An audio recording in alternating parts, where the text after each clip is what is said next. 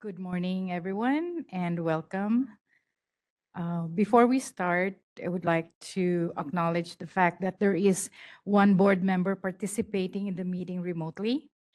A board member participating remotely must disclose whether there are any other individuals 18 years of age or older present in the room at the remote location with the board member and the general nature of the member's relationship with any such individuals. Ms. Mitchell, is there anyone 18 years of age or older present in the room with you at your remote location? No, there is not. Thank you. With that, I would like to call this meeting of the California Veterinary Medical Board to order. Let's get started with with a request for our executive officer to conduct the roll. Ms. Kolowski, Here. Dr. Bradbury, Here. Ms. Daria Espinoza, Here. Maniak, Here. Ms. Mitchell, Here. Ms. Orlowski, Here. Dr. Tomlinson, Here. Ms. Usry, Here. Dr. Solocito. Here. We have a quorum. Thank you. And before we move on to our agenda, the board would like to begin with the land acknowledgement. This serves as a formal recognition of the indigenous peoples whose ancestral lands we gather on today.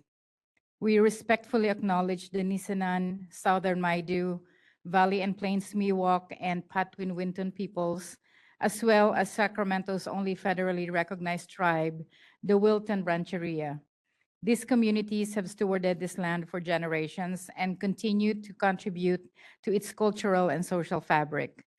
This acknowledgement reflects the board's ongoing commitment to fostering respectful relationships and collaboration with tribal nations on matters of mutual interest and concern.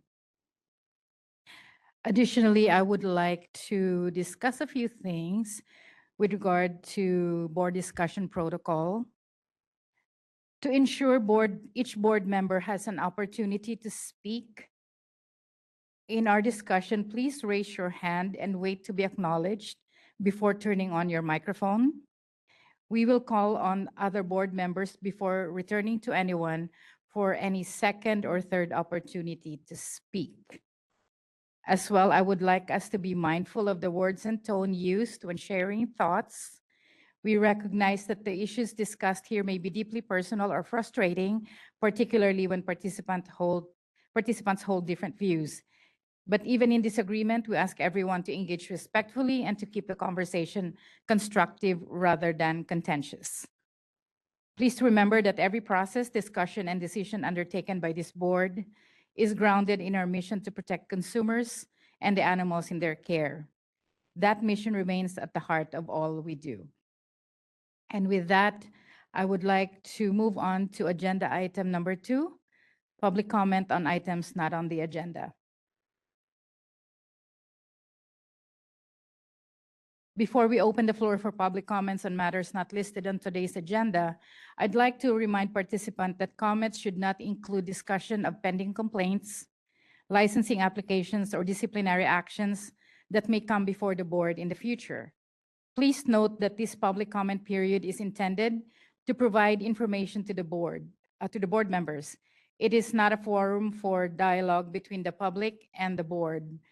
By law, board members may not engage in discussion or act on any issue raised during this time, except to decide whether to place the item on a future agenda. At this time, I would like to invite any members of the public who are present in the room to come forward with comments on items not on the agenda. I see nobody in the room, so moderator, kindly open the line for any public comments from those participating remotely. Thank you. This is the moderator. The line is open. If you would like to participate and you're logged in via WebEx, you click on the raised hand icon to raise your hand. For those who are only calling in using a phone, you can raise your hand by pressing *3 from the keypad. And once prompted, click the unmute me button for those who are logged in. I see California Veterinary Medical Association. I'm going to send an unmute request and set my timer to 3 minutes. Hi, everyone. It's Dan Baxter from the CVMA. Totally non-substantive comment. As I think some of you know, this is my last month with the CVMA, and I just wanted to thank all of you. It's been really fantastic working with all of you over these last 6 years. I'm going to miss working with all of you. I really appreciate the work that you have done. It's good, it's conscientious, it's diligent, and it's impressive to be a part of and to witness. My successor is Dr. John Klingborg. He would have been here today, but he's actually in Madagascar, so pretty good excuse. Former member of the MDC, actually. So he has certainly a working understanding of how the board operates. And I know he'll be a really good addition for the CVMA in terms of its work with the board going forward. So again, thank you very much. Thank you also to Jessica and Dr. Solicito for your attendance at the CVMA's own meetings. That's super helpful, very, very welcome. And I know the board appreciates having that dialogue with you and the ability to interact with you. So anyway, it's all positive from my standpoint, and I really appreciate it. I'll be watching from afar going forward, but thank you for all that you do. That's all I have to say. Take care.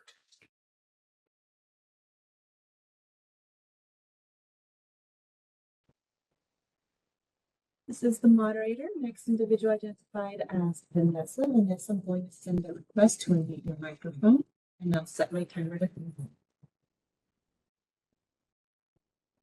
Good morning. Can you hear me?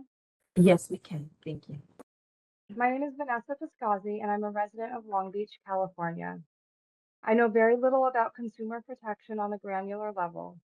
I'm a paralegal with a Boston Terrier and a Chihuahua who spent 23% of her income on their care last year. But I fear continuing to keep them healthy is a luxury I may not be able to afford. My Boston Terrier has severe epilepsy, recurrent eye disease, and chronic pancreatitis, as well as a history of mast cell tumors. And over the past 12 years, like many pet parents, has required treatment for acute conditions like pneumonia, allergies, and dental disease. What I can speak to in a personal way is my own experience. I was paying $100 for one dose of Leo's Rescue Midazolam to halt severe cluster seizures at corporate-owned Blue Pearl. He often requires 2 to 3 doses per episode. $200 to $300 oftentimes just to buy the time to drive him to a hospital for more intensive care. Leo's neurologist moved across the parking lot to a private group. On our first visit, she disclosed to me, but asked not to make known, that she was able at the new facility to spend more time with patients, time she believed they needed and deserved. And the same rescue midazolam that was $100 a dose at Blue Pearl was $10 at this new group. Leo was hospitalized at VCA Orange County in November 2024 for pancreatitis. My bill after 3.5 days of care was over $19,000. Consumers who love their pets are being left to make the gut-wrenching choices of going into extreme debt, delaying care, taking sick animals home, or sadly to end their pets' lives. While the profits of individual VCA hospitals are no longer publicly available due to corporate consolidation, we do know this. Veterinary costs have risen far faster than inflation over the past decade, while corporate ownership of vet hospitals has surged. I believe in your mission, that protecting the public is your highest priority. I implore you to use your power to shine a spotlight on the effects of corporate consolidation and demand transparency around ownership. Simply protect consumers. Consumers like me who have become stranded without the safety of reasonable and practical options. In this rapidly changing climate, we are being left with impossible decisions. 15 seconds. For animals who have no voice, each and every one of yours matters. Thank you for your time.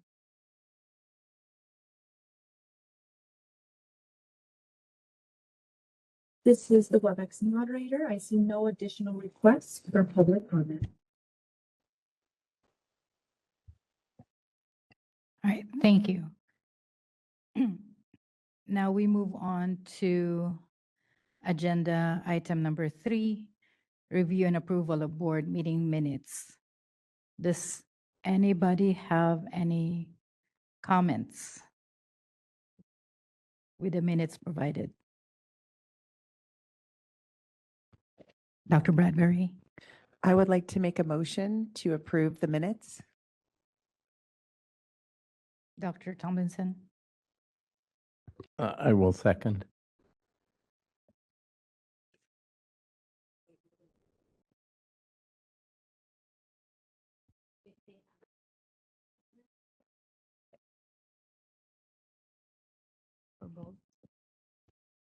Dr. Bradbury, is your motion to approve both set of minutes or the first set of minutes Both sets, please. Dr. Tomlinson? individually? Yeah. Okay. Okay, now we move on to open the item agenda number 3 for public comment. There's nobody in the room. Moderator, can we please open it up for those participating remotely? This is the lines are now open to participate in public comment. Just simply click on the raised hand icon if you would like to participate, or if you're calling in, *3 from your phone.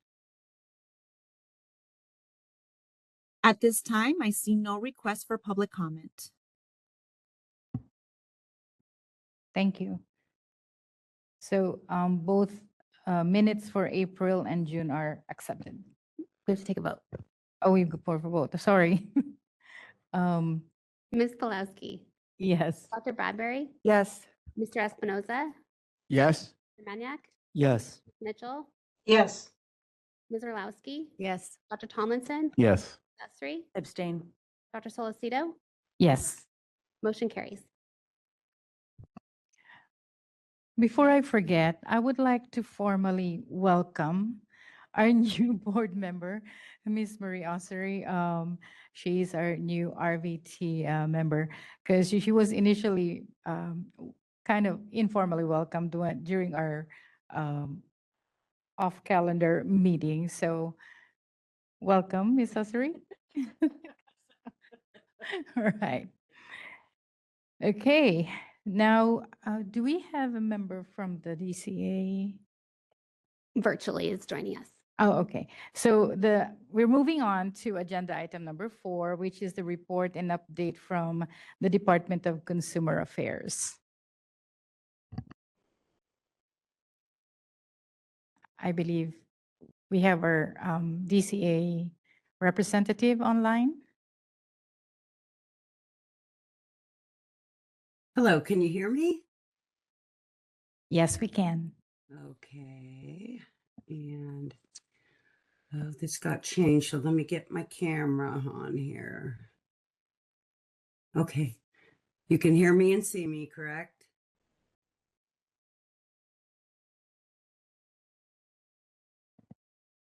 We can hear you, but video's not on yet. Oh, it's showing on my, okay, I'm sorry, hold on just a moment. There you go. Okay, you can see me now? Yes. All right, perfect. Well, good morning, board members and staff. My name is Judy Bucciarelli from the Department of Consumer Affairs, and thank you for the opportunity to provide you with the DCA update this morning. My first update is regarding the agency secretary announcement. On May 12th, 2026, Governor Newsom announced the appointment of Rohit Chopra as Secretary of California's new Business and Consumer Services Agency, which officially launched on July 1.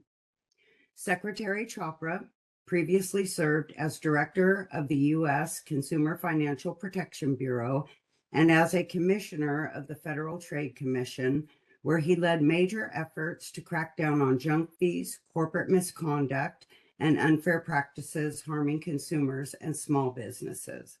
We are excited to welcome Secretary Chopra and look forward to carrying out our consumer protection mission under his leadership. Next, I have an update on employee return to office. DCA, along with other state departments, transitioned back to 4 days a week in office on July 1, consistent with the governor's executive order, which was originally to take effect on July 1, 2025. DCA has issued a department-wide email with guidance surrounding telework agreements and would like to recognize board leadership's efforts and partnership as we work together to support staff. And next, I have a few training updates. The next board member orientation training, also known as BMOT, will take place on October 21st. BMOT is an all-day virtual training which must be completed by board members within 1 year of appointment and reappointment to a board. Please register for the first available date to be in compliance. On May 26th, DCA launched its internal defensive driver training, which is also available on DCA's learning management system. This training is mandatory for state employees, including board members who operate vehicles on official state business.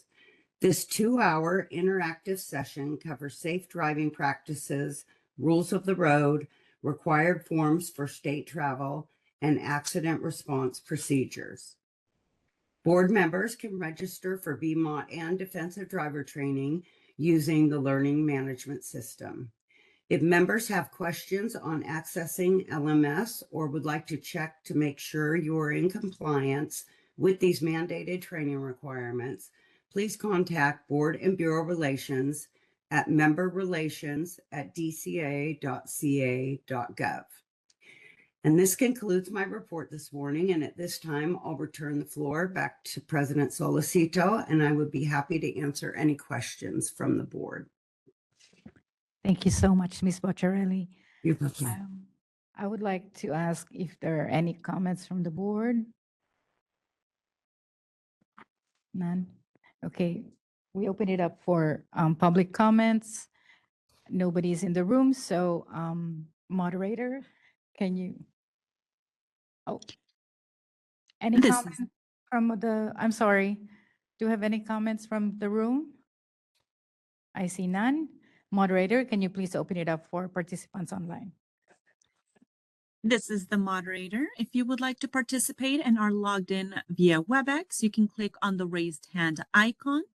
If you are calling in using a phone, you can press *3 from your phone to raise your virtual hand.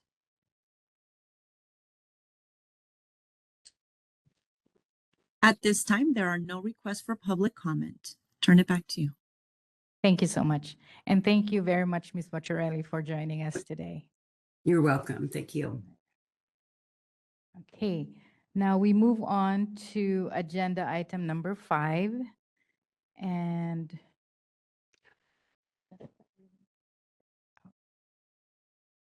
oh, okay. So agenda number 5, which will be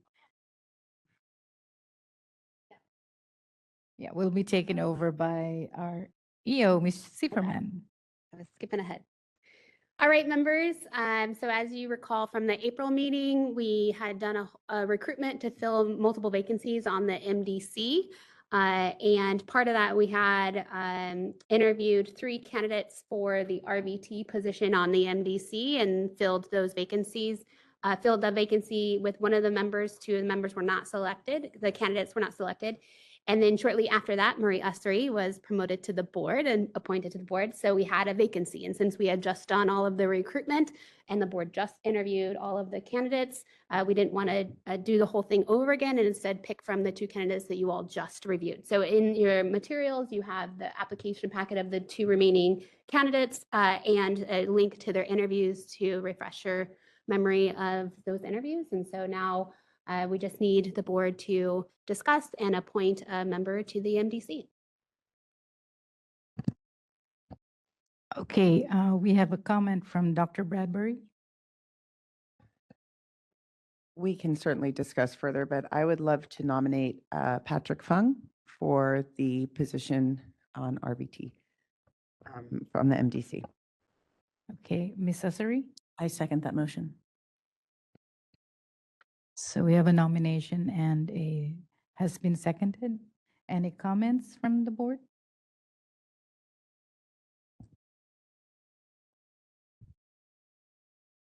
Okay, so we open it up for public comment. Anybody from the room? I do want to say, members, we did receive written public comment, which I forwarded to all members. Okay. Oh, Ms. Mitchell? Ms. Mitchell, go ahead. Hi, thank you. I appreciate that. Yeah, I just wanted to voice my support for that nomination and second as well. I think it's great that we could find someone who comes from a different perspective of the shelter medicine arena, and I think it will add a really great opportunity for the MDC to have him on board. All right, thank you so much. Ms. Pawlowski. Sorry, I was trying not to touch my microphone and my hand went up. So this one's going to be hard. And I would like to say that I understand that there was public comment received, and I would like to say that I'm struggling with this one because I think Stephen has so much experience and so much knowledge to share, and it would be difficult to not take advantage of that. And I do appreciate Patrick's experience in shelter medicine, but I also think that to not take advantage of Stephen's experience, it is vast. I know that there has been history with Stephen. I understand that, but I think that sometimes we need to remember that people learn from their past experiences and grow from it. So I just want to share that.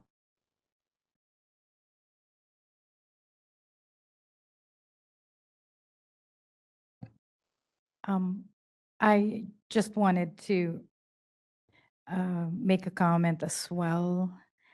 I kind of am thinking alongside what Ms. Pawlowski had expressed. I see the value of having somebody from the shelter be represented at the MDC, but I also recognize what Mr. Sital could bring to the MDC in a much broader sense. I think in a lot of the I guess exchanges that I've seen him with some like practitioners, actual practitioners, RVTs, vet students, vet techs in the social media forum, I was actually been very impressed with how like he comes across very mentoring, and like he provides guidance, and I do learn a lot from him as well. So I just feel there's so much value as well that could be provided by Mr. Stahl. So yeah, it's a little difficult. But I also just wanted to share that I think Mr. Sital will be providing the MDC a lot of a broader perspective than Mr. Fong.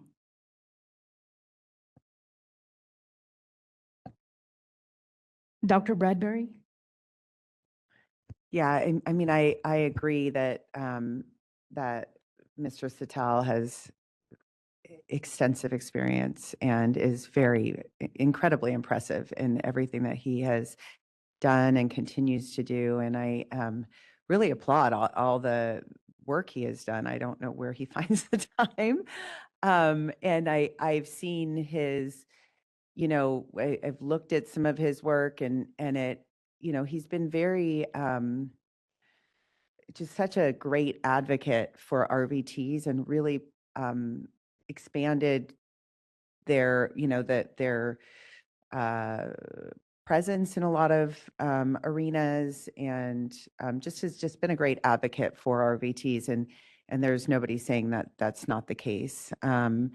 It does seem that that's his life work, is to advocate for our VTs. And I think he does a great job at that. And he does bring, a varied experience to the table when we're talking about this. But I also don't think we can ignore some of the, one of the public comments. I think we can't ignore that. That's significant. And I also think that, we are looking at consumer protection. It's very different than professional advocacy. And so I guess I still have those concerns. And I also think that, when Mr. Fung interviewed, we were all pretty excited that he was on the list. And we felt like he would definitely bring great perspective. And he had really good letters of recommendation from people that were already in regulatory places. So that was why it was tough. It's not a easy decision here, but that was why I nominated him, if that's the right term. Thank you for that. Anybody else? Any comments? Okay, no other board member has a comment. So we would like to open it up for public comment in the room. Okay, there's none. Moderator, could you please open it up for participants online? Yes, this is the moderator. If you are logged in via WebEx and would like to participate, click on the hand icon. Those who are calling in via phone, press *3 to raise your virtual hand.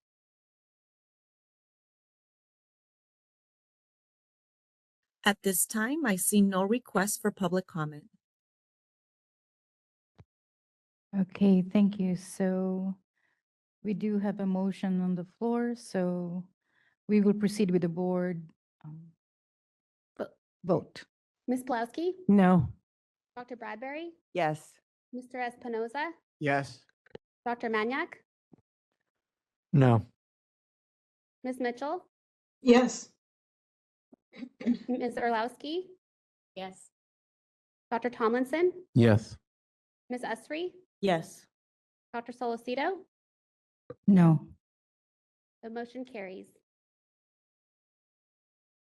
Okay. Now we move on to our agenda item number 6, which will be presented to us by Ms. Bowler. The crowd is so big. Sorry, it took me a minute. Fighting yourself through the crowd. Yeah. Whew. Good morning, everyone. Dr. Water has had a very long planned trip outside the country, so she could not be here. So I am here today to present a brief report on the MDC activities, primarily since our last April meeting. Excuse me. My voice is a little weird, so allergies. As you know, during the April meeting, the board raised concerns with the MDC processes and the lack of time that the board members had to consider MDC and stakeholder discussions before the meeting the next day. As a result, the board directed the MDC to meet at least 1 month prior to each board meeting. And as such, the remaining 2026 meetings have been scheduled and are now September 10th and December 16th. And of course, you have this report with you. I'll just go through it for the record here. The 2027 dates are still being worked out. As soon as they are confirmed, they'll be posted on the website, and then you'll be notified for those. In addition, the MDC members were provided a specific link to the board's April discussion so that they could fully understand the concerns raised by the board and those proposed solutions. And I, along with a number of MDC members, did watch the recording in full. So thank you very much for that. I want to assure you, the MDC members are committed to fulfilling the needs of the board and understand that our mandate is and has always been to really research and carry out the tasks assigned to us by the board and then come back and present to the board. And we want to continue to do that for you. So a few other updates, new member orientations. We obviously had 2 new MDC members, and on May 14th and May 20th, the MDC chair and our wonderful EO provided these new members with orientations. And during the orientation, the 2 members learned all about the board, the MDC role in it, and learned about the different subcommittees and pending assignments with each. And then they shared an interest in serving on specific committees. After onboarding the 2 new members, the MDC chair and the board executive officer met to discuss the vacancies on the various subcommittees and pending assignments. And based on each member's strengths and interests, the subcommittees were reconstituted and provided their assignments. And here are some basic updates on the subcommittees. The veterinary practice subcommittee is still Dr. Waterhouse and Dr. Nunez. And as you recall, the board tasked the MDC with crafting legislative proposal to eliminate the licensee manager and shift the licensee manager responsibilities to the veterinary premises owner. The subcommittee met in June to review concerns raised in that prior memo and develop a list of necessary tasks and to set a timeline and end goal to have this proposal to the MDC for the meeting in September. The tasks included meeting with representatives from the DEA, the CVMA, and the shelter community. The subcommittee also plans to hold a virtual statewide stakeholder meeting, inviting all board email subscribers. And of course, board members can also watch that as well. That will be scheduled soon, and you'll all be notified.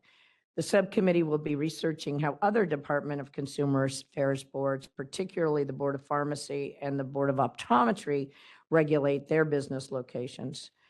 The board's EO will also be seeking, in addition, input from the North American Inspection Work Group on the subcommittee proposal before we finalize anything for you. The minimum standards we discussed for MASH and temporary premises at the last meeting in April. And as you recall, we presented updates and recommendations to the board then. In response, the board directed the MDC to draft regulatory proposal based on feedback provided during that meeting. The subcommittee is right now monitoring AB 2010, and I know Jessica's going to be giving an update later on that, where it is, as it will likely impact the development of regulations. The subcommittee will then work with board staff and council to develop regulatory proposal. Once developed, the subcommittee will again solicit feedback from the known stakeholders, the shelter community, CVMA, et cetera, prior to drafting any proposed regs for your consideration. The RVT subcommittee is Dr. Christy Polewski and Kristen Spring, our newest member. And the board directed the MDC to compare legislative proposal with existing statutes and regulations. The MDC will identify areas in that regulation that could be amended to better utilize RVTs while still maintaining consumer protection.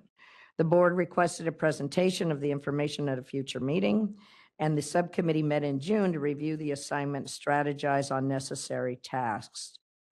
To ensure consumer protection is maintained with any potential regulatory amendment, the subcommittee is researching the National Association of Veterinary Technicians in America's various classification processes, including the different educational requirements and scopes of practice. NAVTA will also be invited to present at the MDC meeting in September.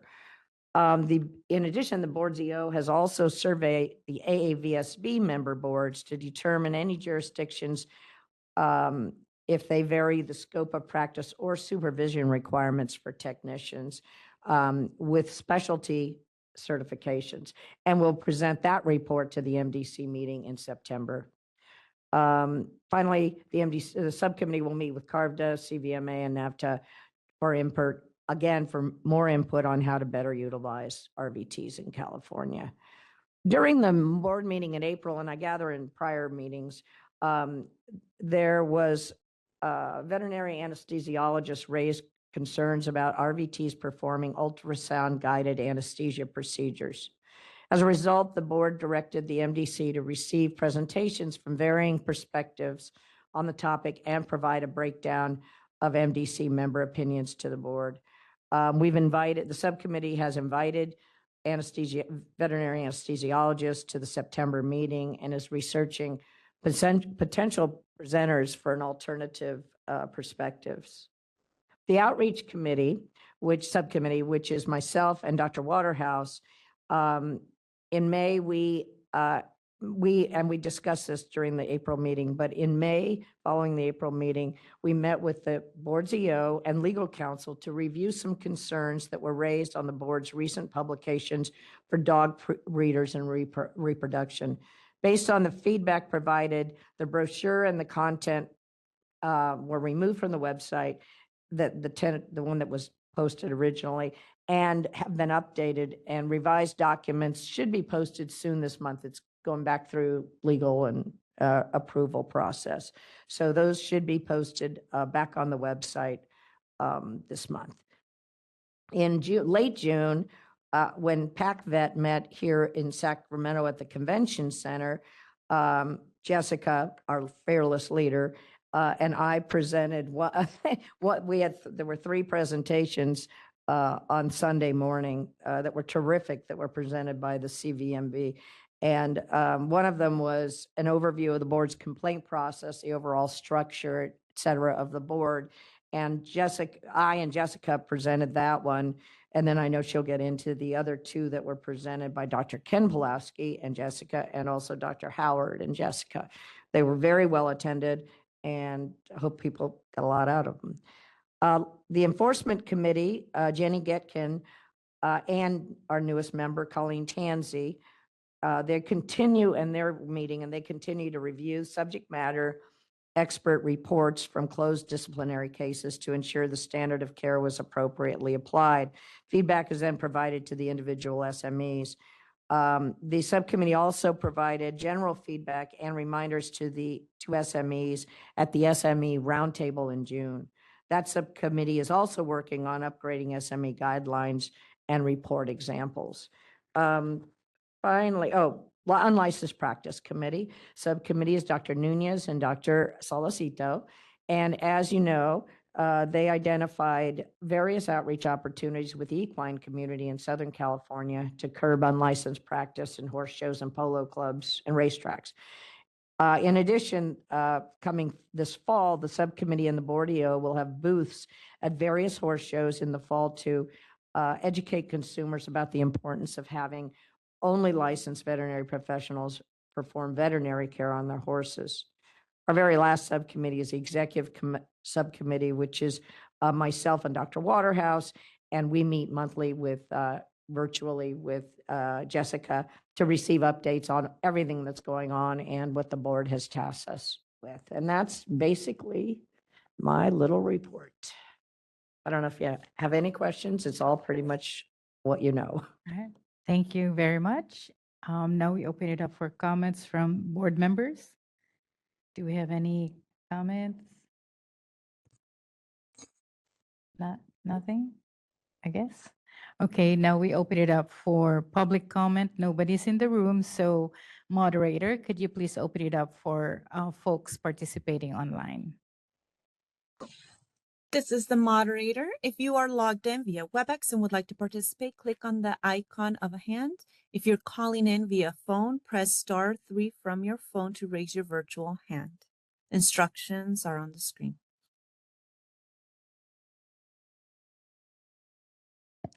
At this time, I see no request for public comment. Thank you so much. Thank you, Ms. Bowler. Okay. Now we move on to agenda item number 7 to be presented by Mr. Sotelo.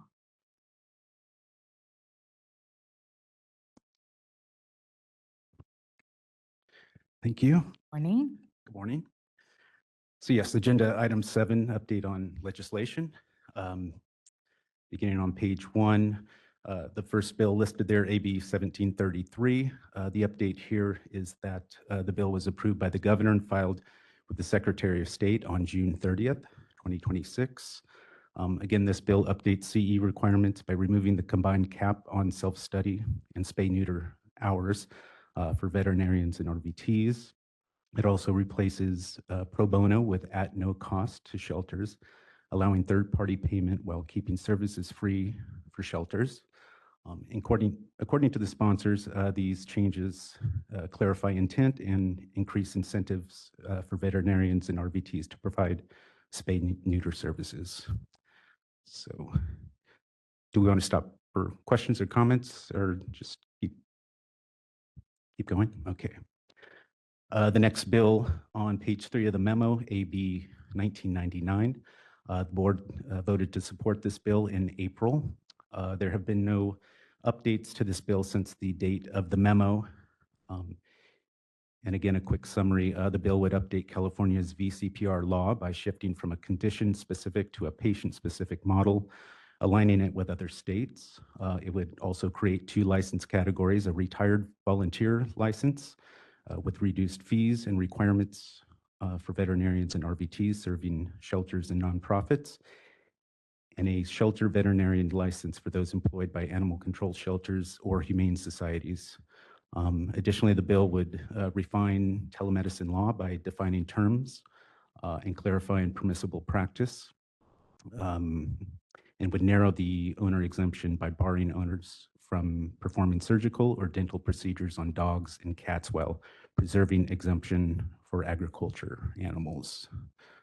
So any questions or comments on AB 1999? Yep. Actually, there is one. Sorry. Dr. Bradbury, go ahead. Thank you. I'm sorry, I just missed. Where is that now in the legislative process? It's on the Senate floor. It just passed the probes. And- Okay. But we're in recess right now. Okay, so then what is left if it We'll have to passes? go through the Senate and then it'll go to the governor's office. If it Okay, passes so to I the thought it Senate went, floor. it's already, so it has to go, it passed appropriations, passed Senate. Yeah, so it went through the Assembly BNP Committee, Appropriations, Senate BNP Committee, Appropriations, and now then. I understand. Okay, sorry. Any other comments? All right, please proceed. You just want to, just to add, part of the discussions with the co-sponsors and the author's office, there was an outside stakeholder contacted the author's office about the concern about current law that was changed as part of the prior telemedicine bill that requires veterinarians, if requested, to send the prescription directly to the pharmacy. And there was a request to change that in this bill, which is outside the scope of what the intent of this bill was. And so we decided not to entertain that for this bill, but I do think that it's something that'll be coming up at next legislation. Okay, please proceed. Okay, moving on to page 4 of the memo, AB 2010. The board voted to oppose this bill in April unless amended. The position letter from April is attached to the memo there for reference.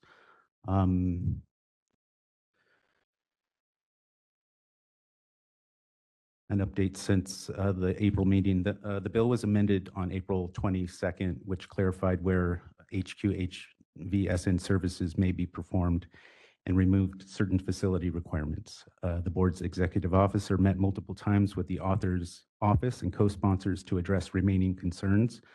By June, most issues had been resolved, but the board continued to seek removal of exemptions for radiograph viewing equipment and open shelving due to enforcement challenges. The board's executive committee agreed that if this final issue is addressed, the board could shift to a support position, potentially for ratification by the board today. As of yet, amended language has not been incorporated into the bill, but I'll defer to Jessica. I'm sure she has more of an update here. So we did get a commitment from the author's office to incorporate all the board's requested amendments. So I know that the current position is still oppose unless amended, but I would like the board to entertain, if we can confirm that those are all amended, then to shift the position to a support position. So we would need a motion and a second if that occurs. Dr. Tomlinson? Tomlinson will move to change it from not supporting to supporting, given those amendments are included. Okay, and Dr. Maniak? I second. Okay, thank you. Any comments from the board members? Dr. Bradbury, go ahead. So if we are supporting it, but we haven't seen the language yet, I mean, you know what I'm asking, because usually we wait until we see the language before we switch to support. Yeah, and I think your motion is support if it's included. So if the amendments are included, then we would go to a support position. Okay, but we aren't changing it until. We're not changing it unless it's changed. Okay. I feel like that's what we have here with the oppose unless amended, and I'm So- not sure why we So what would you need could to do is change do it that. a support if amended, because if you do it oppose unless amended, when it gets amended, then you still don't have any position. So if you just support if amended, when it's amended, we can move to a support. Okay, I just feel like we were taught that by saying support if amended, they forget about the amendments and they just support it. So you Okay. could do, keep it as oppose unless amended, but then also do another motion that if it's amended, then you go to a support position. Okay, I would be good with that. Right. Well, yours was just to do the support if amended. So do you want to, so we'll maintain the oppose unless amended, and then if it's amended, we go to a support. That's the emotion. The motion Okay. is do that. All right. And Dr. Maniak, you agree? Just to be clear, Tara Welch, Board Counsel. So we're describing amendments, but we're specifically requesting the bill include the board's amendments. That's what would effectuate the board's change in position, is including the board's amendments. I have a question. So this is on the Senate floor, right? So that Yeah. it's going to be amended on the floor. And when would we then formally change our position? Because if they're coming up for floor votes. So actually, I think 2010 is in appropes right now, or it's going to appropes. It's not on the floor. That was the prior bill, 1999, is on the Senate floor. This is in appropes right now. So you could do amendments in appropes, or you could do amendments on the floor. Do we expect it to be amended in the Appropriations Committee or on the floor? I do think, because I've seen the amendments they're proposing with Ledge Council, so I do think they're going to be published soon. I would think that the intent is appropes, but I am confident that they're going to make them. Okay, thank you.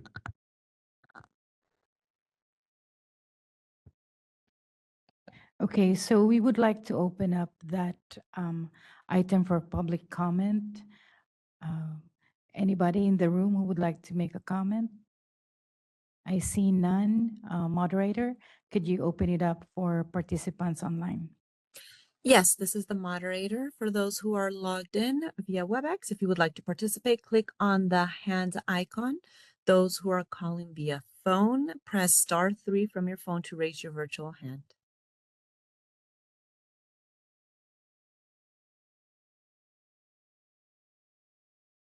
At this time, I see no request for public comment. Okay, thank you.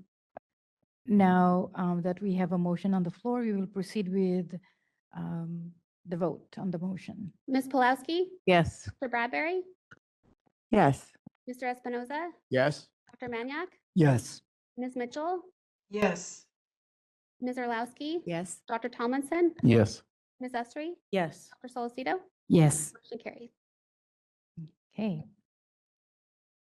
I guess we're moving on to the next item, please. Okay, moving on to the fourth bill in the memo on page 7, AB 2774. This bill was added to the agenda this time due to a suggested amendment that was seen in a recent bill analysis. On June 26th, the Senate Business Professions and Economic Development Committee's bill analysis suggested the author consider adding a detailed framework for regulating animal physical therapy, covering various items. When the bill was heard on June 29th, the board's executive officer testified that the board had no position because it had only just learned of the proposed framework, and emphasized that adding such a major, long debated issue so late in the legislative process would not be appropriate. The committee's chair confirmed no such amendments were currently in the bill, though discussions may lead to future legislation. This bill passed out of committee on June 30th. The amendments have not been included to date, but again, I'll ask Jessica if she'd like to add to the update here.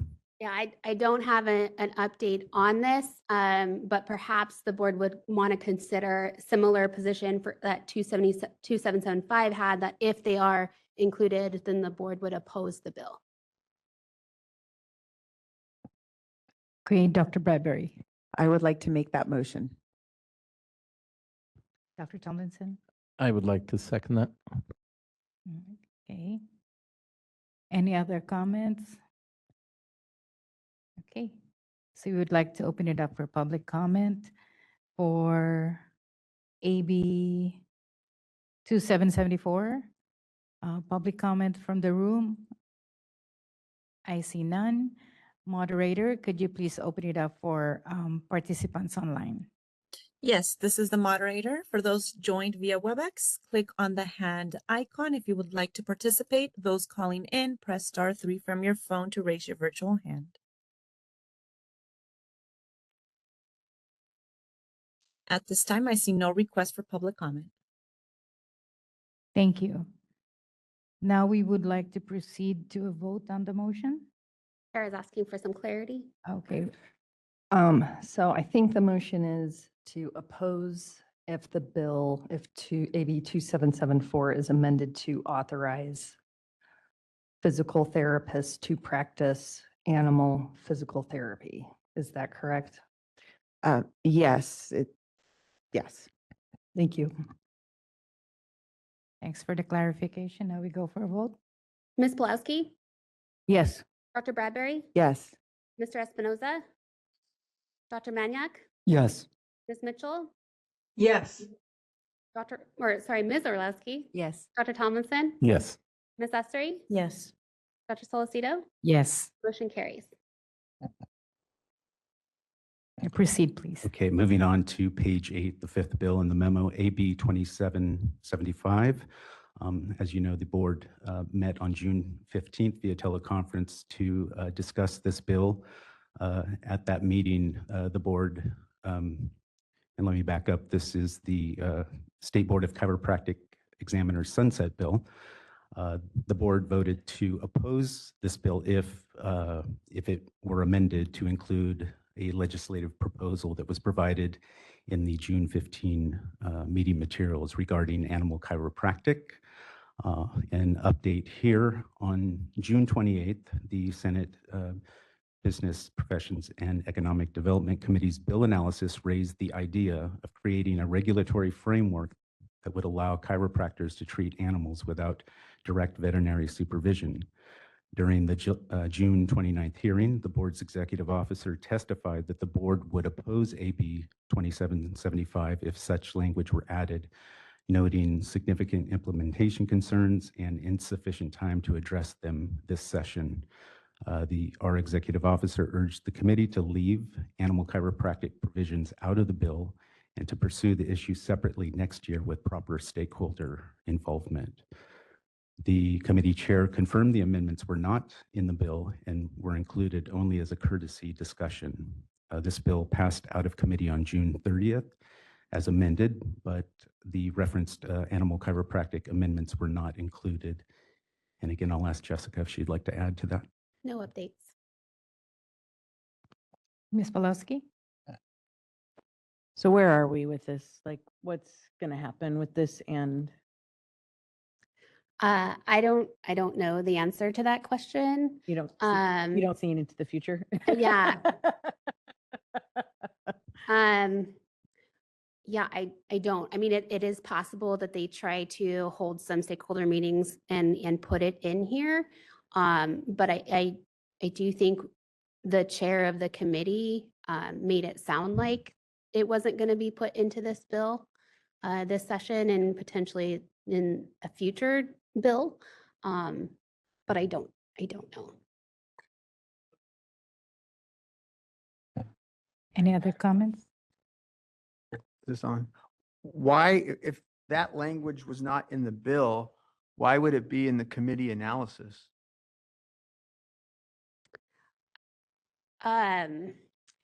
So I think that there's potential for it to be put into the bill.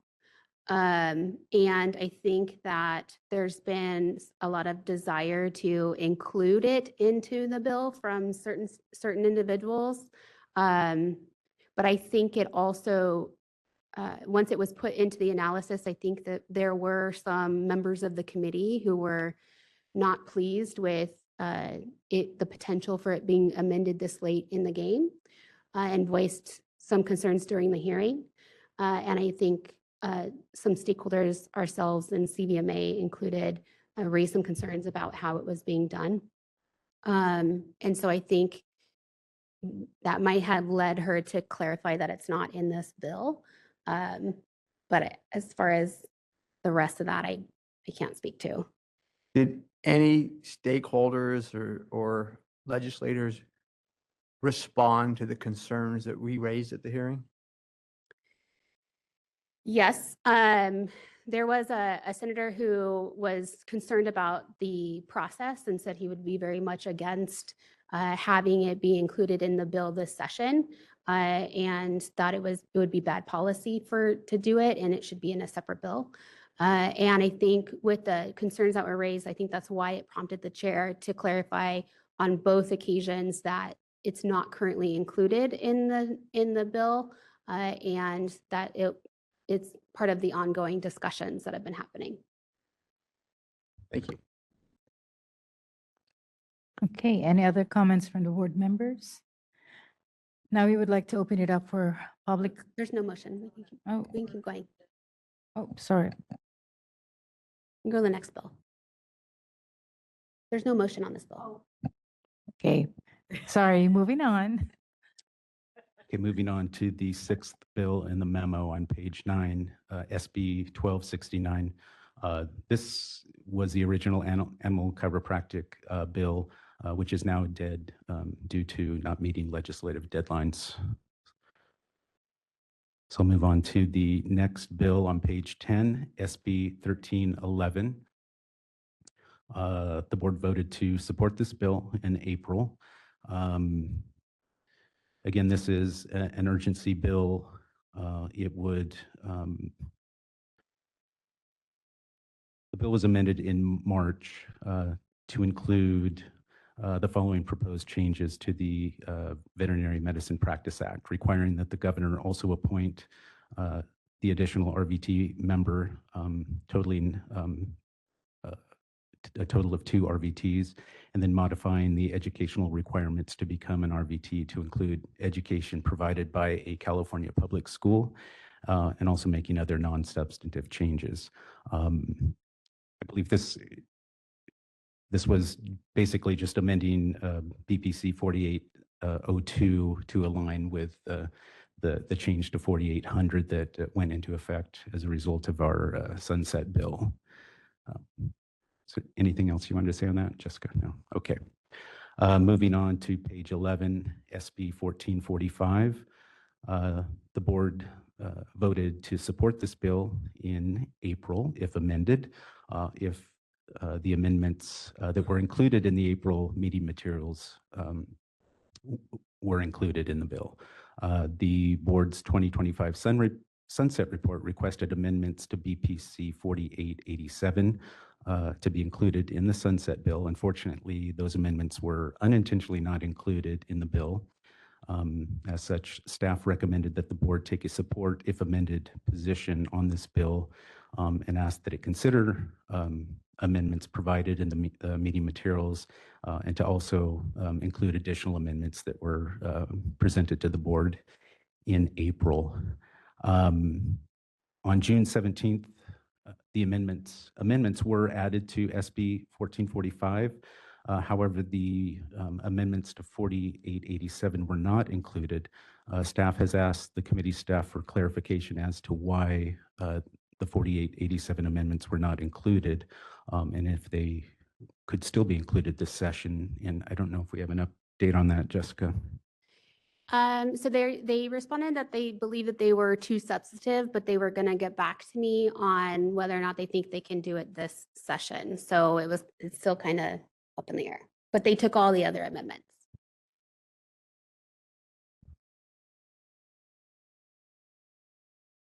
Okay, and then I think the last bill in the memo, AB 1558. The update here is as of May 14th, the bill was held under submission in the Assembly Appropriations Committee. So that's the latest update on that bill. Okay. So any other questions or comments? Does anybody have any comments for this agenda item in? Okay, now we would like to open it up for public comment for agenda item 7, the updated discussion on possible actions on 2025-26 legislation impacting the board, DCA, and/or the veterinary profession. I see none from the room, so moderator, could you please open it up for participants online? Yes, this is the moderator. The line is open. If you are logged in via WebEx, click the raised hand icon if you would like to participate. If you are calling in, press *3 from your phone to raise your virtual hand. The instructions are on the screen. At this time, I see no request for public comment. Thank you. Right, thank you so much. Okay. And now we move on to agenda item 8, update discussion and possible action on pending regulations. Yes, update on regulations. So in the memo, as you know, we provide you summaries of the regulatory proposals. You've seen these in past meeting materials, so I won't go through the summaries. I'll just give kind of a high-level update. Currently, we have 5 regulatory regular rulemaking packages. They're pending in the production phase of the rulemaking process.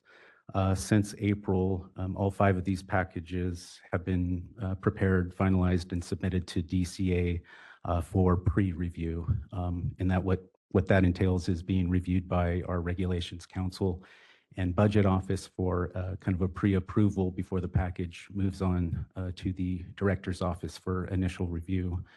4 of the 5 packages have since completed pre-review and are with the acting director for initial review at this time. The 5th package, the RVT Pathways package, I believe is very close. We're just finalizing a few items, so that should be moving over to the acting director for initial review as well.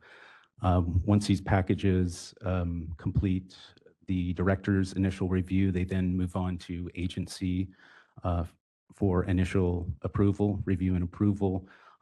Once we get that, then we are able to submit the packages to the Office of Administrative Law for publication and public comment, opening up the 45-day public comment period. So that's kind of where we're at, hoping for the next update we can be telling you that most of these packages are being presented to OAL for publication and public comment. So I'll ask if there are any questions or comments about any of these items. I think we do now. Okay, no comments from the board. All right, that's okay. Then we would like to open up the agenda item for public comment for anyone in the room. I see none. Moderator, can we open it up for participants online? Yes, this is the moderator. The instructions are on the screen. If you are joined via WebEx, click on the hand icon to raise your hand. Those who are calling in, press *3 to raise your virtual hand. At this time, I see no request for public comment. Thank you. Thank you so much. Okay. Thank you, Mr. Sotelo. And now we would like to take a 10-minute break. Um, We would be back at 10:15.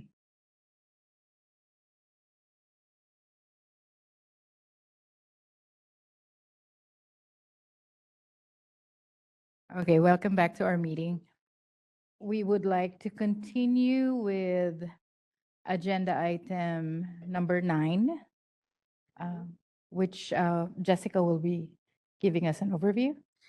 Yeah, and so it's all in the memo, as you recall from the last meeting and prior meetings, we had talked about a concern that was raised from the shelter community animal control officers about confusion of whether or not they have authority to carry controlled substances and potential conflicts with federal law.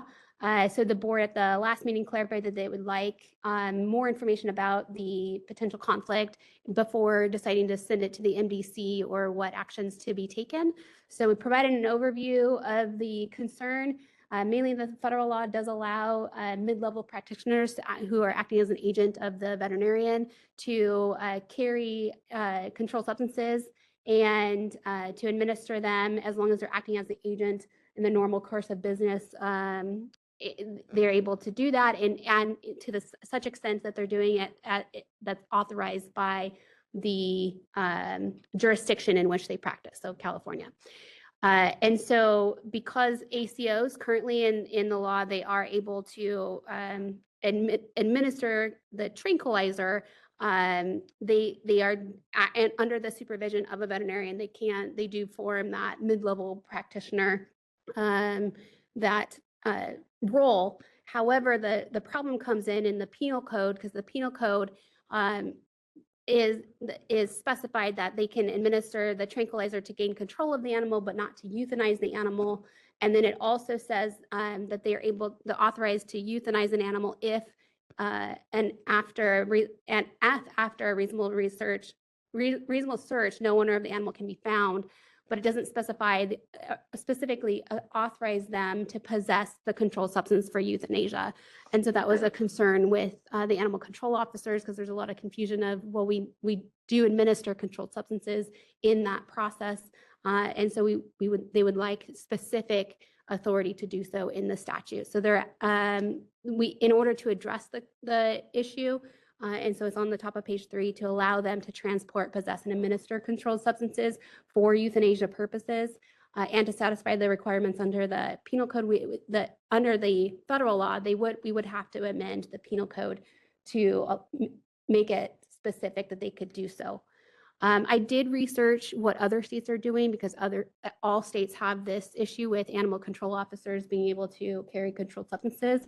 And I provided that information in the packet for you. There are states who who license euthanasia technicians, and they do so. So it essentially acts as a license, and they provide the training and they do background checks. In our language, though, in the statute, they are regulated already, and they are having to go through a background check by another agency. So I don't think that would add any consumer protection for us to require that. And so I do think that amending the penal code would be appropriate. But any questions or further direction? Have the animal control officers, have they reached out to the board asking for clarification in this area, or is this an issue that was raised at? They were the ones who reached it, they who did. raised the issue. Yeah. Okay. And I think you mentioned it in the materials, in some states, they have a euthanasia technician. Yeah, so they issue the actual license. Some of the veterinary medical boards issue licenses to all of the euthanasia technicians. Which does not exist in California. That It does not.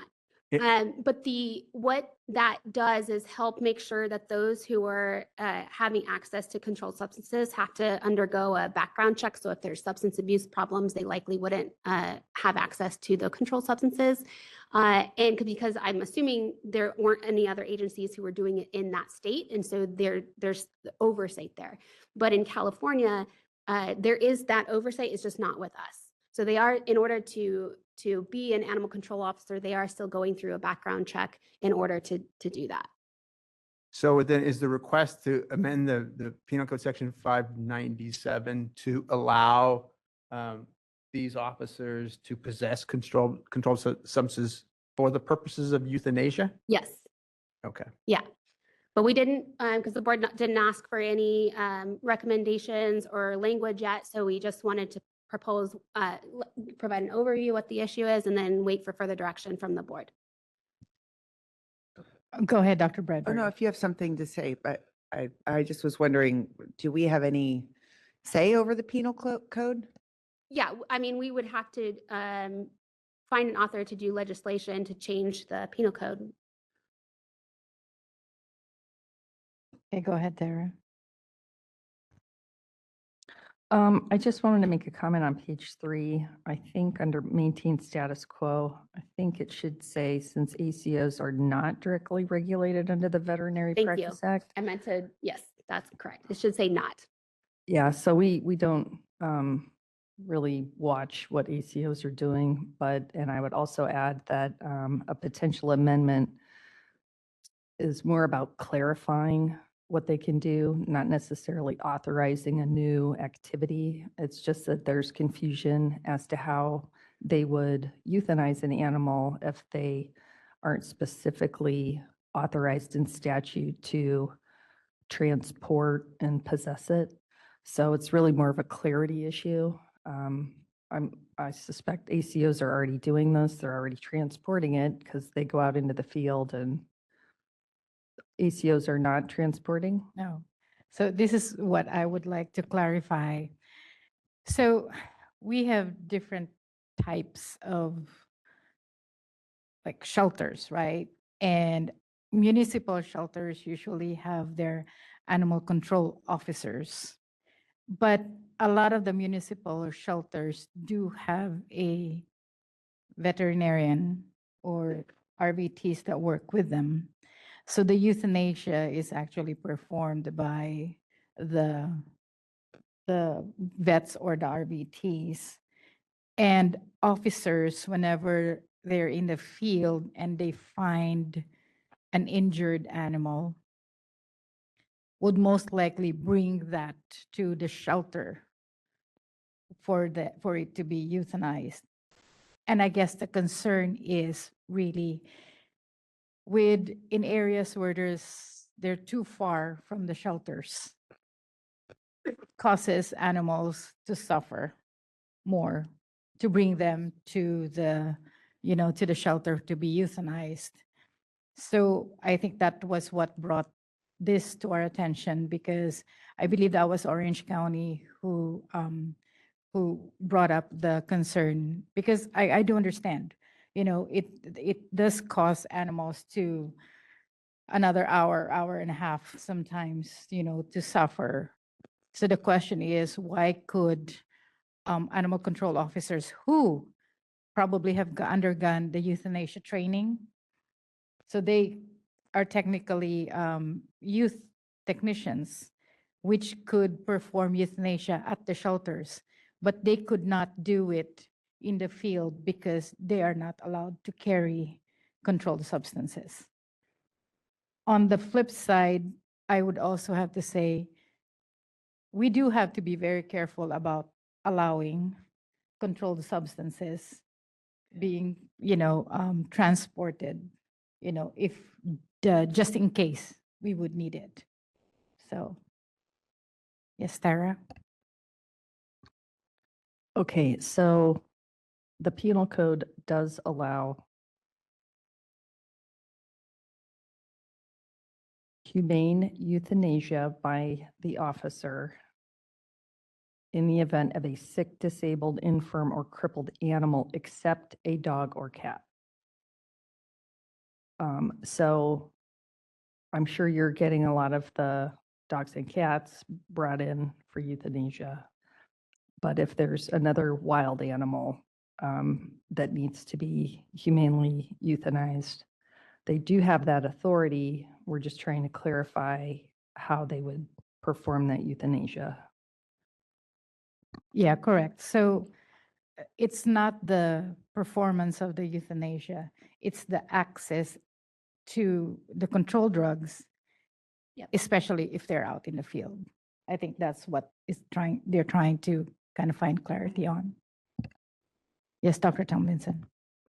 Just to be totally certain, how does DEA work with this? I mean, does California Penal Code overrule the federal rule? No, they're working in conjunction with each other because the federal law allows for the mid-level practitioner as long as they're doing it within the jurisdiction of that Perfect. state. And so that's where the problem is that our state law needs to be clarified. That's perfect. Thanks. So we just need more direction from the board. Are we ready to send it to the MDC to work with stakeholders to address an issue? Would you rather just the same language? What would you like to do? Dr. Bradbury. I think if we just saw the language, I don't know that the MDC needs to work on it. It seems pretty straightforward then Yep. based on what I'm hearing, but I could be wrong. It works. We can bring it in the October meeting. Anybody else who wants to comment?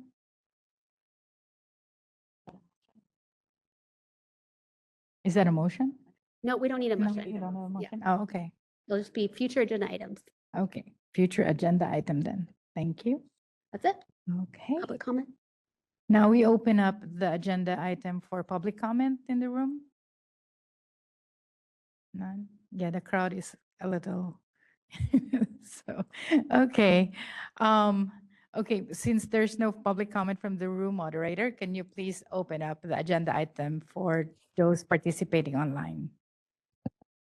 This is the moderator. The line is open for public comment. If you would like to participate and are logged in via WebEx, click on the icon of a raised hand. For those calling in via phone, press *3 from your phone to raise your virtual hand.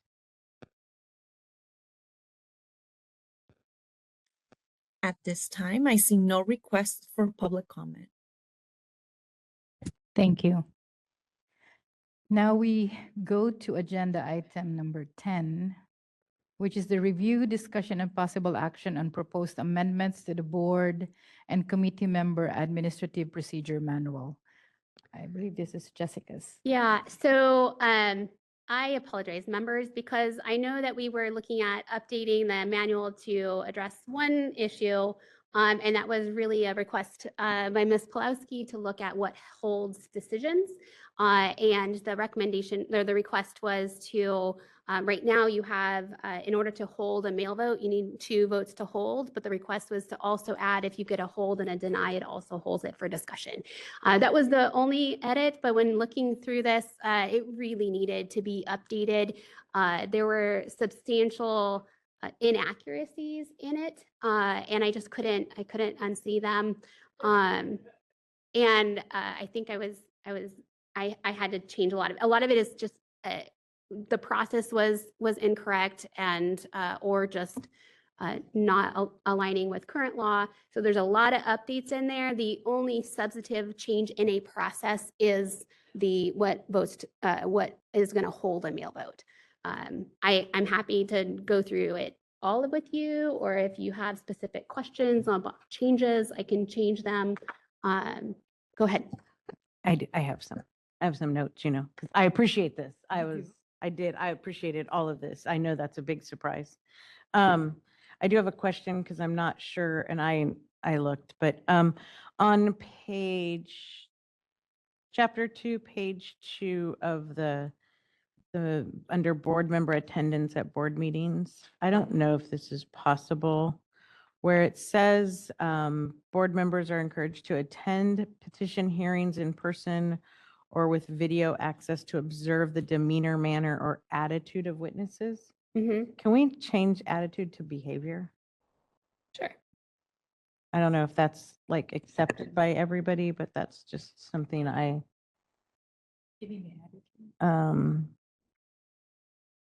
and I accept anybody's recommendation on that. And then on page 6, I don't know how there's a him or her in there. I don't know if on under removal of board members. Yeah, so I can do just a search General all for search. gender and change it to there. Yeah. Yep. And then, you know how I am with all these. No, I appreciate it. I know that this is I know that this was discussed previously, and I don't know, on page 14, the appointment of an MDC member shall be made at a board meeting. MDC members seeking reappointment are required to be interviewed. Is that something that we want to discuss? Just in that are required, the required, is this something that this board is wanting to discuss again or not? And it doesn't mean that it's just the are required part, because we do have down in, in wellness evaluation committee, it says,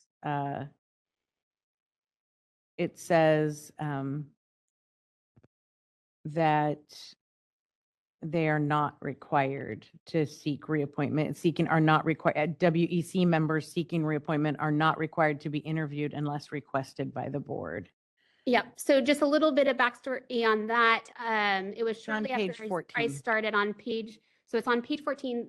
The board, one of the board members actually specifically requested that that sentence be added in because they wanted the ability to have to re-interview the MDC candidates every time. So that's when it was put in. But if the board does not think that it's necessary every single time, then we can take it out. I actually made a comment about that in our recent interviews because, especially in at times where we have a lot of interviewees, I just feel that just to go through the process of re-interviewing a candidate who is already sitting as or who's already serving on the MDC, it's like we're just trying to go through the motions and not really getting information. So I actually would like it to be an option to just, if an MDC member is seeking reappointment, that it would be like it's at the discretion of the board to seek or if to invite them for another interview or not. Dr. Tomlinson? So are you asking, could we add the phrase if requested by the board after required? Suggestion would be it's at the discretion of the board. It's not, or it's optional. It's something that we're putting in, and Tara probably has the proper terminology, but I just don't think that, MDC members seeking reappointment, can be interviewed at the discretion of the board. You could change R to maybe. I think then we would just need to know process-wise who would be able to say, yes, you have to come and interview. So, and maybe that's just if a board member raises concerns and would like to have that person re-interviewed, then we can know at that time and tell that person we would like them to come and interview, if that works. But if no one raises concerns, then they wouldn't have to. Go ahead, Dr. Bradbury. I see what you guys are all saying, and I do feel like it's sometimes like a rote, like, oh yeah, we're just kind of going through the process when we're doing the interviews of people we already know. But I guess it seems like it should all be equal, even though it's, like each person that is being considered for the position should have equal time and equal, it seems like we're asking them all the same questions, even though we want to ask them different questions.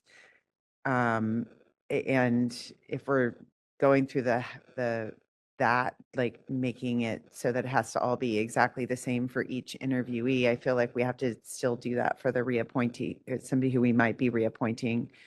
I don't know, it feels like it just seems very ambiguous. They might be asked to come for an interview. It just seems to keep everything uniform would be the safest, but I see what you're saying. I do. Yeah. Ms. Pulaski? And I get that too. But I think of the process for Ms. Bowler's reappointment, there were no other public members. And she had to go through the interview process for reappointment. And I think that that's where I'm like, that's really difficult when we sat up here interviewing her for her reappointment and there were no other candidates. Is it fair and equal, or is it really, we all knew what we were going to do? Go ahead, Dr. Bradbury. Well, I think that's a good point. Maybe we could say, if there are other candidates, they are required to all interview and something like that. Dr. Maniak? I think with how limiting the interview questions are, I think that we don't get much information on the additional time. I mean, they've kind of gotten those questions the first time they were voted in and interviewed to the MDC. So doing it again is almost just, not only are we wasting their time, but we're wasting our time as well, which can go to more valuable discussions. Yes, Dr. Tomlinson. I was kind of going to say the same thing. I don't think the problem is with interviewing them. I think the problem is with our process. And I feel that if they are the only one, it still might be good to talk with them about other things, but not the list of questions we currently have. If there are multiple people vying for that position, I feel that it should be equal and everybody should be there, including the current one. But if there is only one, I see the point. Yes, Dr. Bradbury. I would just say that I see what you're saying, Dr. Maniak, but it may be that there's a new member on the board who wasn't here for the first interview. So there's an opportunity for them to hear that person speak.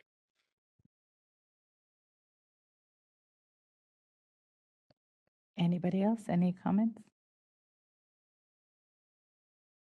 So for that sentence, would you like to add clarification that if there are other candidates for the same position, those MDC members seeking reappointment are required to be interviewed?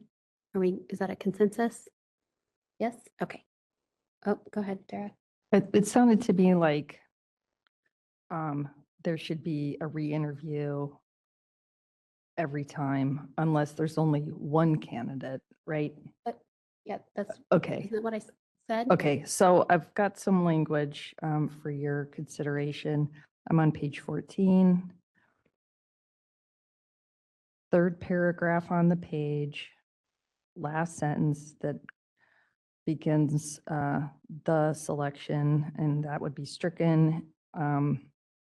No, it's the last sentence, starts with MDC member seeking reappointment. Potentially insert when multiple candidates seek appointment for a position, comma, MDC, let's see, MDC members seeking reappointment are required to be interviewed. So it's when multiple candidates seek appointment for a position, I guess we could add current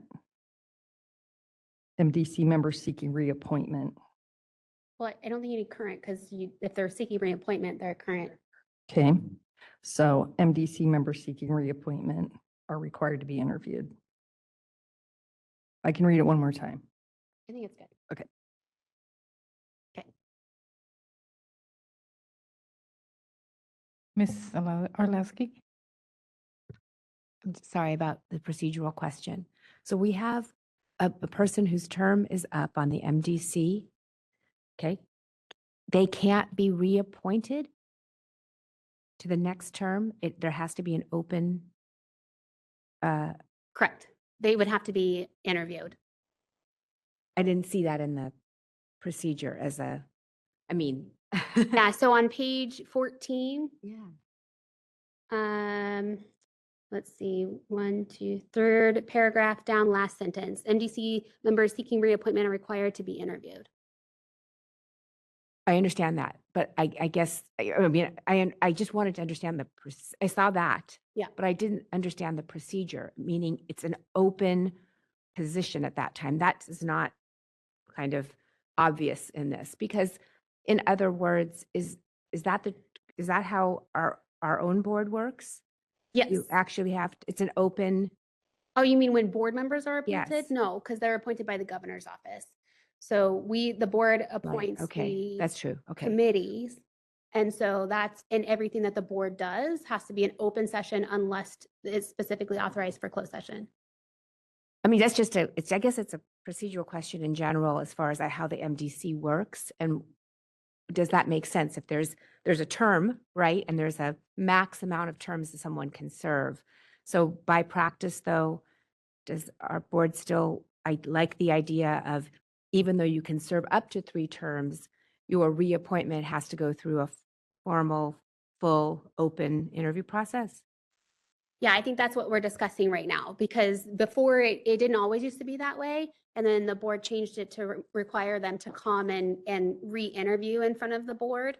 And so there was a request. That's what Christy is bringing up. Do we really need them to come and do it again? Yeah.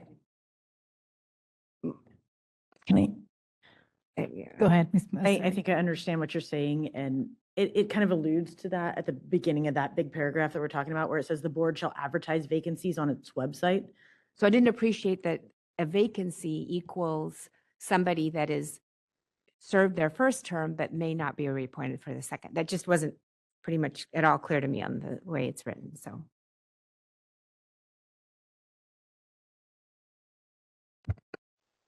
Yes, Dr. Bradbury, go ahead. So if I understand you, I think that what you're asking is, do we feel like we need to advertise and offer it to other people if they've already served rather than just reappoint them?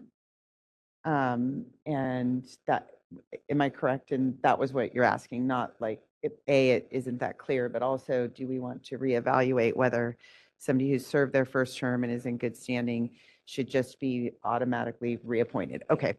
So I would just say that in the past, we have had some members that, maybe haven't attended meetings or participated, and it has given us the opportunity to make different decisions. Whereas, and I think we still could make that decision, but yeah, I understand what you're saying. That's what I guess it's different if we're assessing somebody for reappointment versus at every juncture of somebody's end of the term, having an open interview for that position. And I think depending on the way it goes, I think my response to should this person be re-interviewed is different. Or maybe not different, but the wording, I think I would recommend a wording difference between the two. So I don't know. Ms. Orlowski? Oh, go ahead, Dara. Yeah, to try to flesh this issue out and better clarify the provision, I'm looking at editing that sentence to read, when multiple candidates seek appointment for a position, the MDC member seeking reappointment to the position is required to be interviewed. That way it's a little more clear that it's just one position. We could change it so that appointment to the vacancy, or I'm not exactly sure how far you want this clarified. Is that clearer now? Yeah, I guess I'm looking at it two ways. One is it's somebody gets assessed every 3 year at the end of their term for reappointment, not an open interview, but a reassessment in which an interview might be appropriate, as you know we've all talked about, versus to very clearly state that although you may serve up to this amount, how many, sorry, I get lost on how many terms they might be able to serve, that at the end of every term, there will be an open interview process for that position. Every time an MDC member terms out, the position is going to be open for, what you call this, like for anybody to apply. It is, I guess, only when nobody applies, just like what happened, previously with our public member, and the only one who is interested to be reappointed is already an existing MDC member. So I guess the question is, with the way that it's written, if there are multiple applicants, then we would require any MDC member to interview. But each time an opening is available, we have to put out what you call this, a recruitment. So everybody technically will have to be interviewed unless what we're thinking is, unless there's only one who's applying, and that is an MDC member already. Does that make it clear? But her confusion is exactly what happened with Dr. Waterhouse. We had two vacancies, two open positions, and we did not know when we appointed Dr. Waterhouse, we were not certain which vacancy we were reappointing Dr. Waterhouse to. Because was it her original term, or was it to the new term that was now a new vacancy? It was a new vacancy because we had an open term that would actually extend her term, or was it a different one? Am I correct in what I'm saying? And Ms. Orlowski, because you're saying there were two, and that's kind of your confusion. No, I guess my point is, if we're treating each term as a term, and even though you could serve a second term, it's an open recruitment, then I feel everybody in that open recruitment needs to be treated the same, even if there are no other applicants, because it's an open recruitment. So because of all of those issues, why should we presume just because we know the person, they will be reappointed? If that is the case, then we should do it differently and assess for reappointment. And then if we decide not to reappoint, have an open search. That's kind of what I was trying to. No, I guess the get to. question, I get it. But the question that I have is the interview going to be a requirement for reappointment if we do an open recruitment and nobody else applied? I think that's my question. I just feel like, again, the redundancy of it. Yes, Dr. Bradbury. I feel like the point is being lost. And Jessica, I see that I've been like, please, Jessica, say something. The point that the question that's being asked here, if I understand it correctly, is do we want to change this open appointment thing for vacancies? I think we have the ability, it sounds like, because this is in our procedural manual, and that's the question you're asking, is do we want to change this notion that every single time you come up for appointment, it's a wide open field again? Or, alternatively, do we want to make it that you are up for reappointment, the board assesses whether we want to reappoint you, and then if not, you can reapply and we can have interviews and you could be part of that if we choose to interview you. Okay, okay.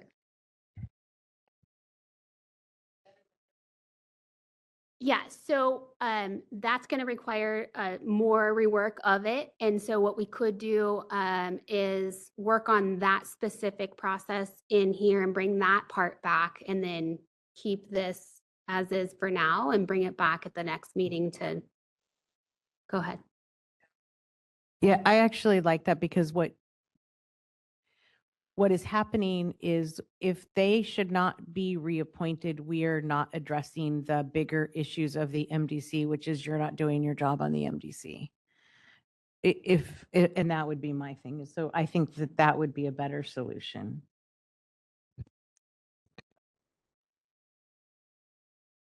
Go ahead, Dr. Bradbury.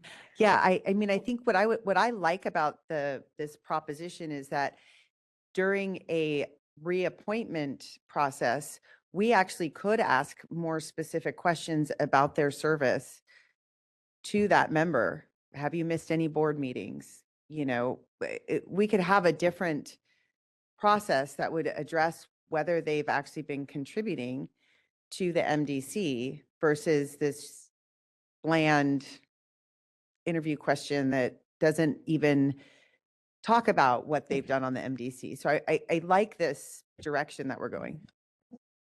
Okay, Mr. Espinosa. I mean, what I'm hearing is it sounds like we would like some degree of discretion and maybe required language is kind of what we want because we don't know what the scenario is going to be. There may be somewhere we want to weigh in, somewhere we may decide we can just kind of go forward. That's just my observation. Dr. Tomlinson, go ahead. Let me just throw something else out there from a public perception standpoint.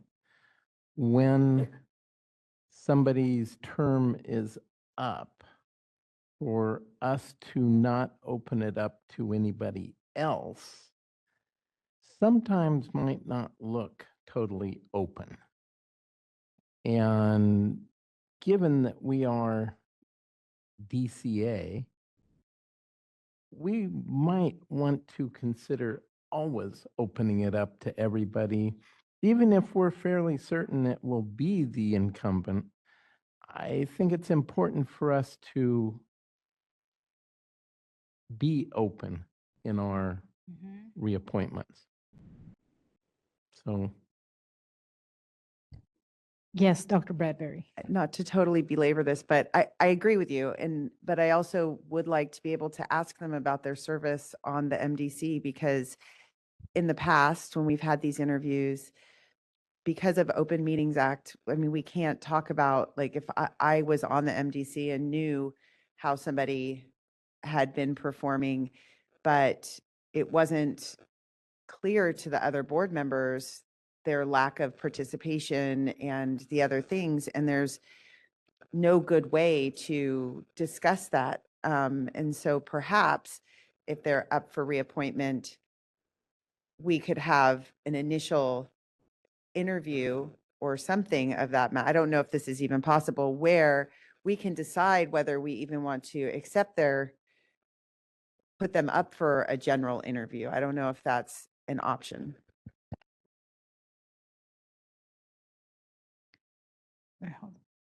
Anybody else? Okay, Dr. Tomlinson? And that's why I say I don't think we should change how we advertise it and open it up to the rest of the world. But I do think our procedures, what questions we are allowed to ask them, needs to be updated. And I think we can provide more information about those who are being reappointed, their participation in meetings, and if they've attended all meetings, we can provide, because all of that is public information as well. Okay. So then we're not changing the process, or are we changing the process? Yeah, and I wasn't necessarily advocating for a change, but I just didn't feel this was particularly clear that at the end of your term, even though you can serve up to consecutive 3-year terms, that constitutes a vacancy of which you need to apply. It doesn't, to me, it doesn't seem, it wasn't particularly clear at all. Other than the fact that when you are up for a new term, you have to interview. That's a different thingy. So I just, So we're keeping it. Yeah. I guess what we're looking into now is more of the interview process itself, right? I guess. Yes, Tara. So there is the executive committee or selection committee review of all candidates before the board meeting. So that, the committee could report, on a reappointment, the committee has confirmed that, this current member has attended every board meeting or every MDC meeting, they could provide that additional information for the candidate. Because all that's public anyway. But if we're not going to change the process, I have some additional edits. Go ahead. I also think it may be a good idea not to change the process, because if you split it up where there's a reappointment process separate from new candidates can apply for that process or for that appointment, you're probably going to have to figure out, okay, so if the member is not reappointed, do they get to serve their grace period while you search for a new candidate at the next meeting, or are they removed immediately? So then you start to open up other uncomfortable actions the board may need to take, versus at one board meeting, you get to fill the position, and then the MDC is always filled. That's what you need. You need these members, these positions filled. Otherwise, if you've got a reappointment and that's denied, then you've got, a period of time where, depending upon whether that member's removed, you don't have a member on the MDC, and I don't know how that's going to affect subcommittees, and you know what I mean? Like, it starts to create, some additional problems if you change the process. It sounds like you're not going to at this time. The only other thing I would add is clarifying that the interview would be by the full board. So you've got the suggested language on your screen right now in purple, if you can see that. So my additional edit would be at the end of that sentence where it says to be interviewed, insert by the full board. Oh, also, a line above that, before MDC, insert the.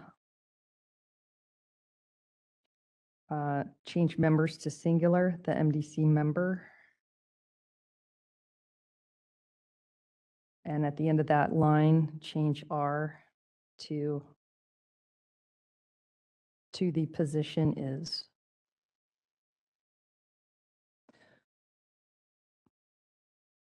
So insert to the position is. So it reads, when multiple candidates seek appointment for a position, the MDC member seeking reappointment to the position is required to be interviewed by the full board. Question about that. Shouldn't be when multiple candidates are seek appointment for a position, all candidates are required to be interviewed by the full board, rather than we just focus on the MDC matter? Sure, we could do all candidates and the MDC member seeking reappointment. But that would be a candidate. So just all candidates. I think we were just trying to flesh out that an MDC member who seeks reappointment is going to have to do this. So Yeah. that's the issue. I mean, if you're just seeing candidates, you're thinking those are new people. You're not maybe understanding that there's a current. I want to say all candidates, including the MDC member.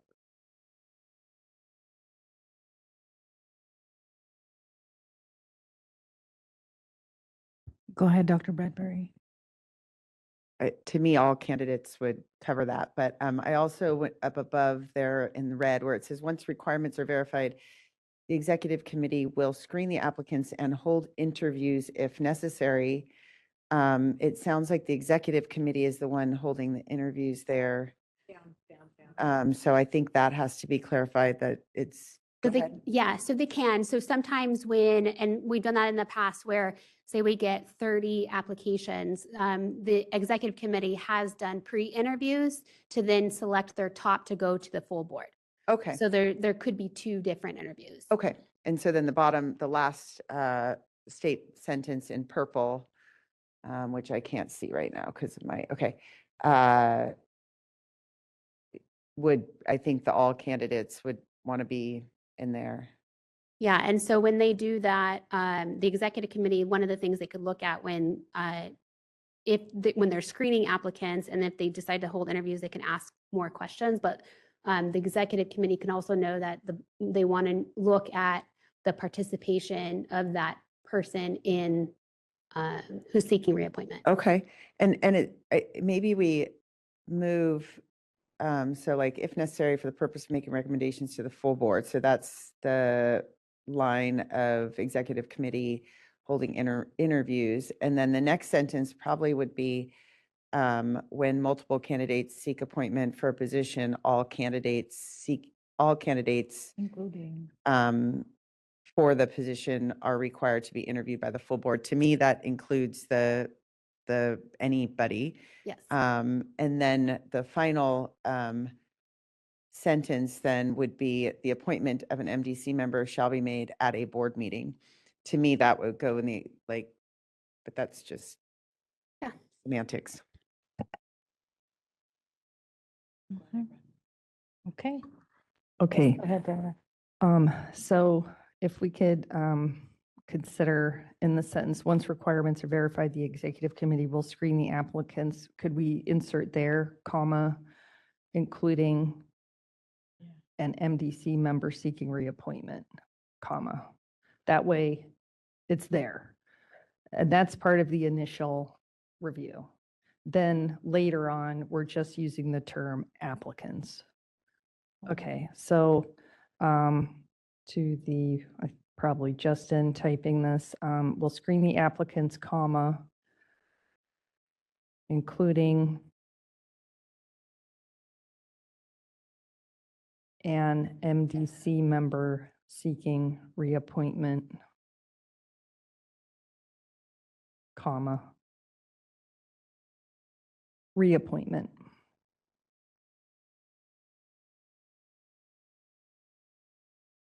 Okay, and then that next sentence gets moved to the end of that paragraph, right?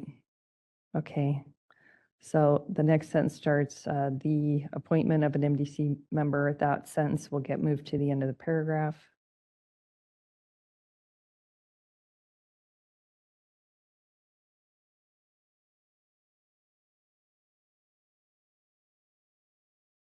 And then the sentence above will be changed to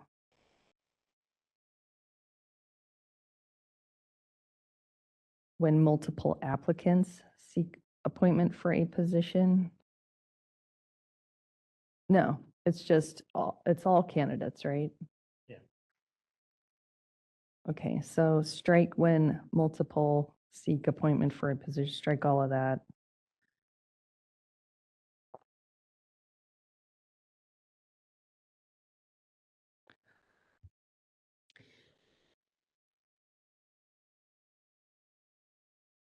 All applicants are required to be.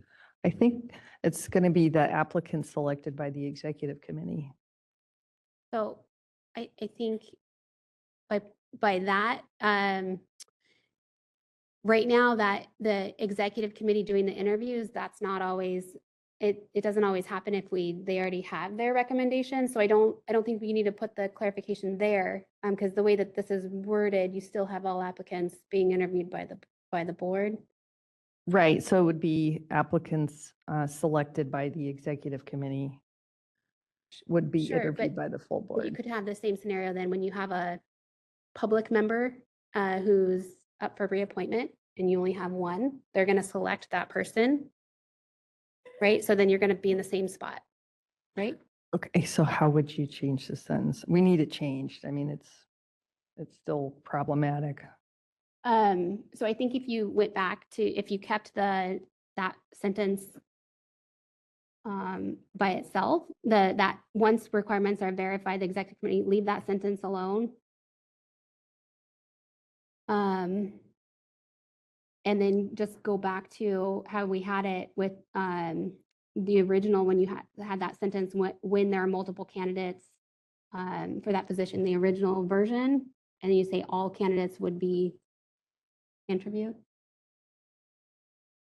I'm lost. It's hard for me to understand without like Okay, visualizing. so maybe what we could do, because I think I understand the intent of the board, I can either draft it now, or you could delegate authority to me to work through the semantics of it. But I understand, as long as I understand that the intent is when there is only one candidate seeking reappointment, you wouldn't do the interviews. I mean, we were right there. It just says it was, we shouldn't have removed that. It was when multiple candidates, when there are multiple candidates for a position, then all candidates seeking a reappointment to the position are required to be interviewed by the full board. Yes. All applicants not seeking reappointment. Yeah, just Right, all okay. applicants. Sorry, not the seeking reappoint. Yes, all candidates are required to be interviewed by the board. Yep. One last observation, and that is we only use full board at one point. The rest we refer to board, so that if we're doing interviews, scheduled interviews, and only 8 of the 9 board members are here. We could take out full. Yeah. Okay. Good point.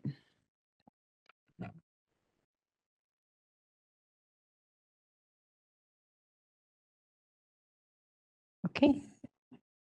Okay, so Justin, I think we can undo, if we want, undo the, I'm so sorry, for the edits we made to that, the last 3 sentences. Yeah. Do we do public comment? All right, that would say, when multiple candidates seek appointment for a position. Oh, and we're going to change that to applicants. All When multiple applicants seek appointment for a position, comma, the applicants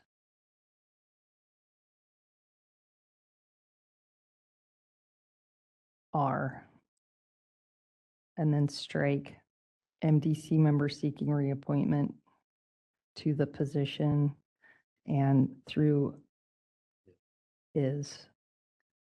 So strike, is in position, all the way back to are. Okay, and then in the next line, remove full.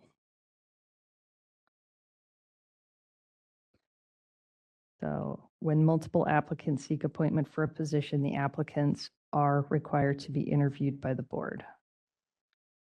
Got it.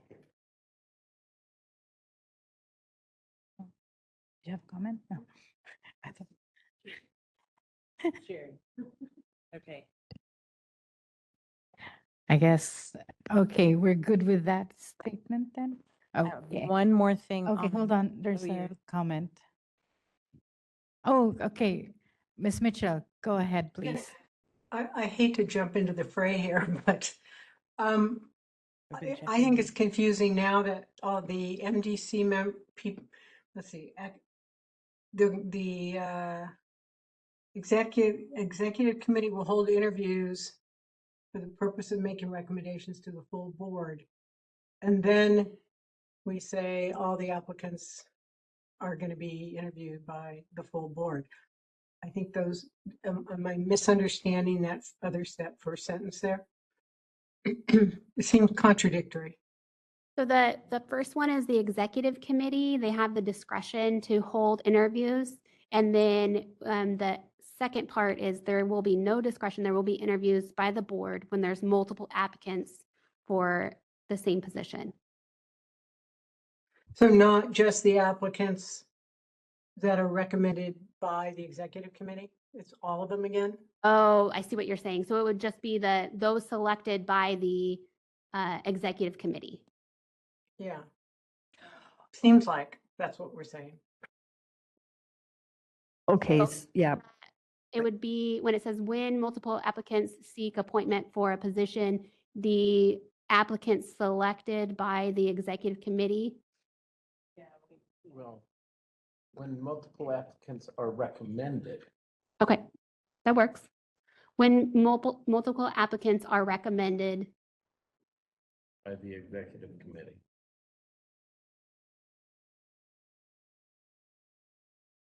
so Justin, the line that begins seek appointment for a position, strike that text, seek appointment for a position.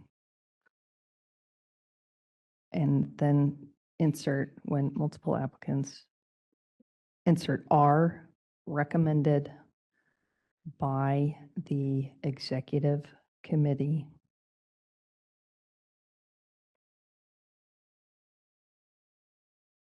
And then maybe we change it to those applicants.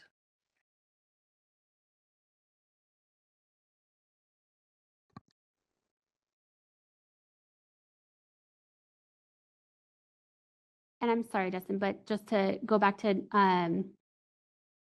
Mr. Espinosa's point before, where it says recommendations to the full board, if we could strike full. So, yep, right there, strike full.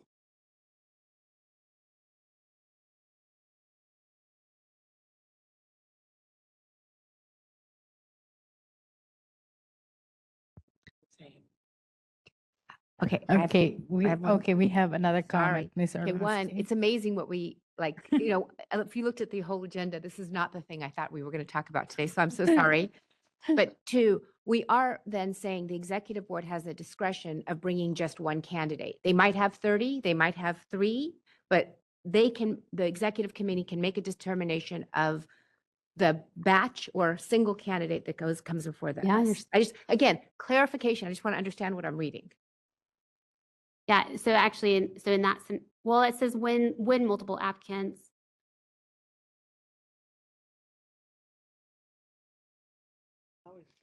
So it's, I think for that, if there's multiple applicants that are recommended by the executive committee for that position, they are required to be interviewed. So in this case, if there's only one, they would be recommended but not required to be interviewed. Yes, it's just, I was just responding to you to say the reason is because sometimes we get 30 applicants for one, but what if we get 3? The executive committee could still just put forward one. Sure. For the board to review. And I just want to make sure. Yes, yeah. Yes.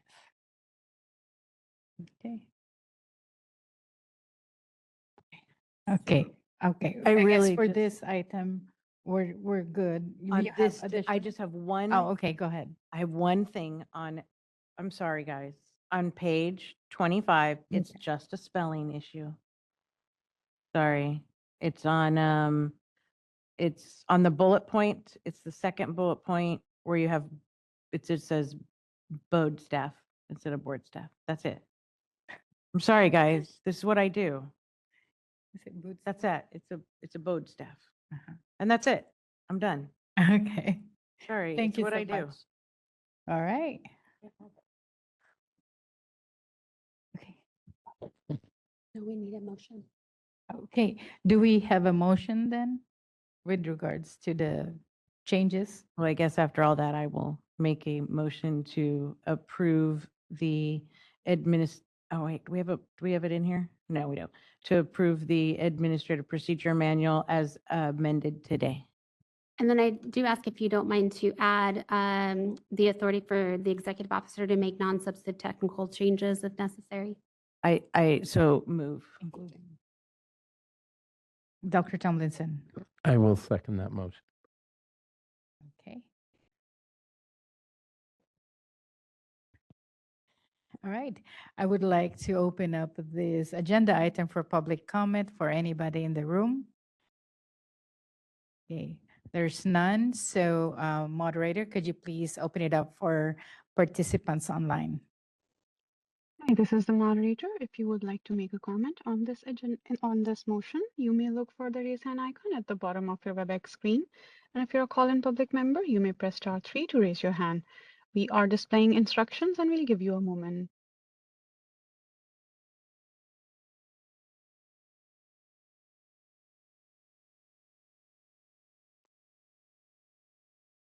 Being no raised hands or comments, I turn the floor back to you, Madam Chair. Thank you very much. Okay, so for agenda item 10, we will Yeah. now proceed to vote on the motion.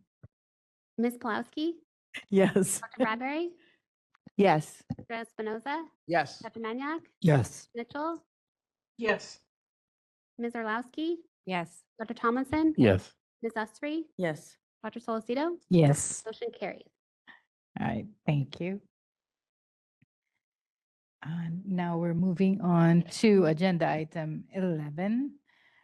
Update and discussion on possible action regarding AAVSB activities. We would like to turn it over to Dr. Bradbury for an overview report. Okay. So I think I'm going to leave the PAM update and possible. Oops, put my glasses on. Sorry. The Practice Act model updates and model regulations for the for later here, and also the proposed resolutions and bylaw amendments for us to talk about separately. So I'll just give a brief overview of what we did at our last meeting. I was lucky enough to be a board of directors and be able to go to Jackson Hole, Wyoming, where we met for 3 days. We had a lot of discussion there. I think the biggest news to just share with you guys is that Jim Penrod, the CEO, is retiring. So we have hired a outside firm to help with the search for a new CEO. And we have created a search committee, which includes some of the past presidents, as well as one of the newer members, just to have some other perspectives. So an RVT is on the search committee, Robin. And so I think it's a decent composition. It's what was recommended by the outside firm, and we're we're starting the search. So that should be ongoing over a year. It's a year's process, but I think the timeline and process is available to members. If you go on to their website, there should be some updates as it goes forward. So that's, I think, the biggest news. We went through a lot of different things there, obviously, or it wouldn't be 3 days worth of meetings. But the conference committee, I think some things that might affect us and our members and delegates is that the conference committee is looking at, we're going to have some different days. I think it's the 2027 meeting will have possibly days during the week rather than it towards the end of the week, to see if that improves participation. And then also the programming and how the business side of things is scheduled, so that we can make sure to have some of the information available for delegates to be able to talk to their board members, or not necessarily have board meetings, but just have time to consider some of the information being provided, but also have time for the educational program and not have that be shortened due to the business meeting running long. So they're looking at that. There hasn't been any decisions made, but that was a topic that we were considering. They had made some recommendations, but we'd ask them to go back and go back to the conference committee and think about it a little bit more. One of the things that won't really affect California, because we don't have um, any statutes or regulations that would say whether this is a VT&E approval. So currently, there is no hard limit on how many times an applicant can take the VT&E.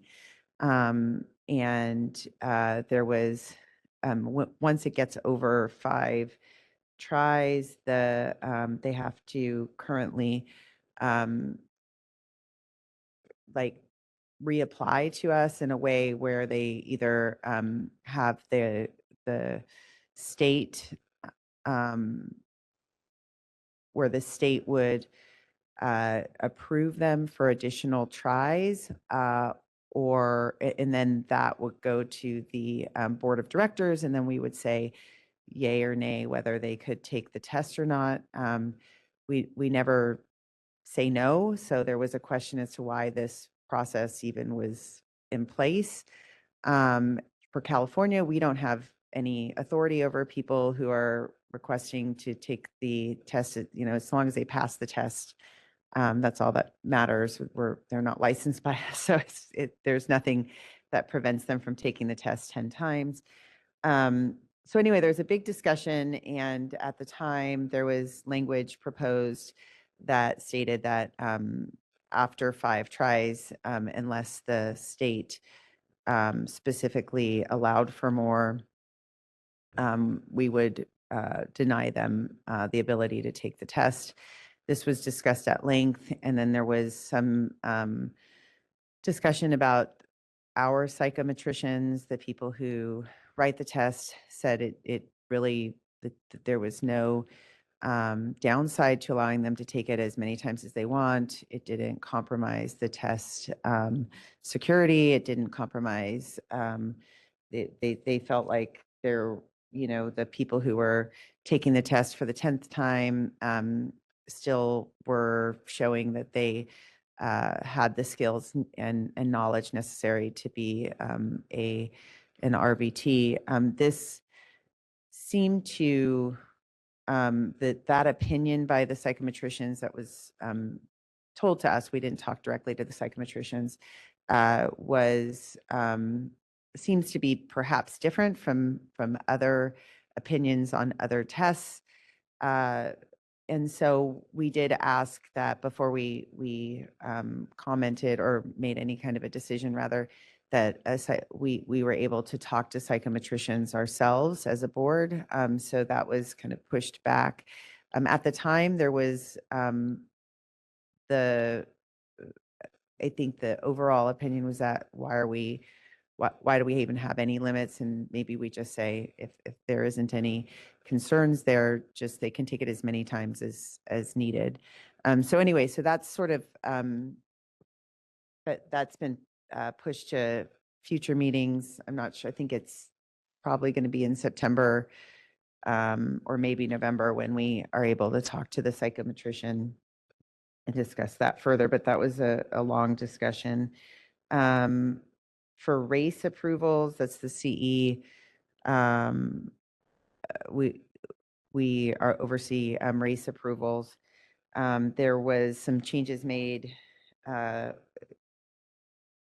One of the issues that we were finding was that some of the race providers were not updating their attendee lists. So when licensees were reapplying for their license, and had taken continuing education, the providers hadn't updated their attendance lists, and so licensees weren't able to get relicensed. And so we've changed some of the language to require them to update their attendee list within 30 days of an event. And there's now fines that will be assessed to folks who aren't complying with that. And it just is giving us a little bit more some teeth when it comes to race providers not complying with that. So I thought that was another good thing that we did. And then in volunteering, we've hired an outside firm to evaluate the volunteer process, and in particular committees. We were concerned that maybe we could do this better in terms of both educating new volunteers, training them, working with board liaisons as well as the staff in a way that would improve the volunteer experience and help volunteers feel more, better supported. And there was definitely some room for improvement and some recommendations, and we're implementing that in kind of a pilot group. And I think that it's a really good move, and I'm really excited about that. I don't think there's that much else other than what we're about to discuss. Jessica, do you have anything to add? I think the only thing, just to highlight the change to find those providers, those race providers who aren't complying with the race rules. I think that's a really positive move, because there's a lot of challenges when we're trying to do a CE audit, and the providers are mandated to upload attendance records into Racetrack, and within a certain period of time, but they weren't doing it. And so it's been a challenge with all of the jurisdictions because it appeared that AVSB wasn't enforcing their own rules. And so this is, I think, a step in the right direction. So I really appreciate it.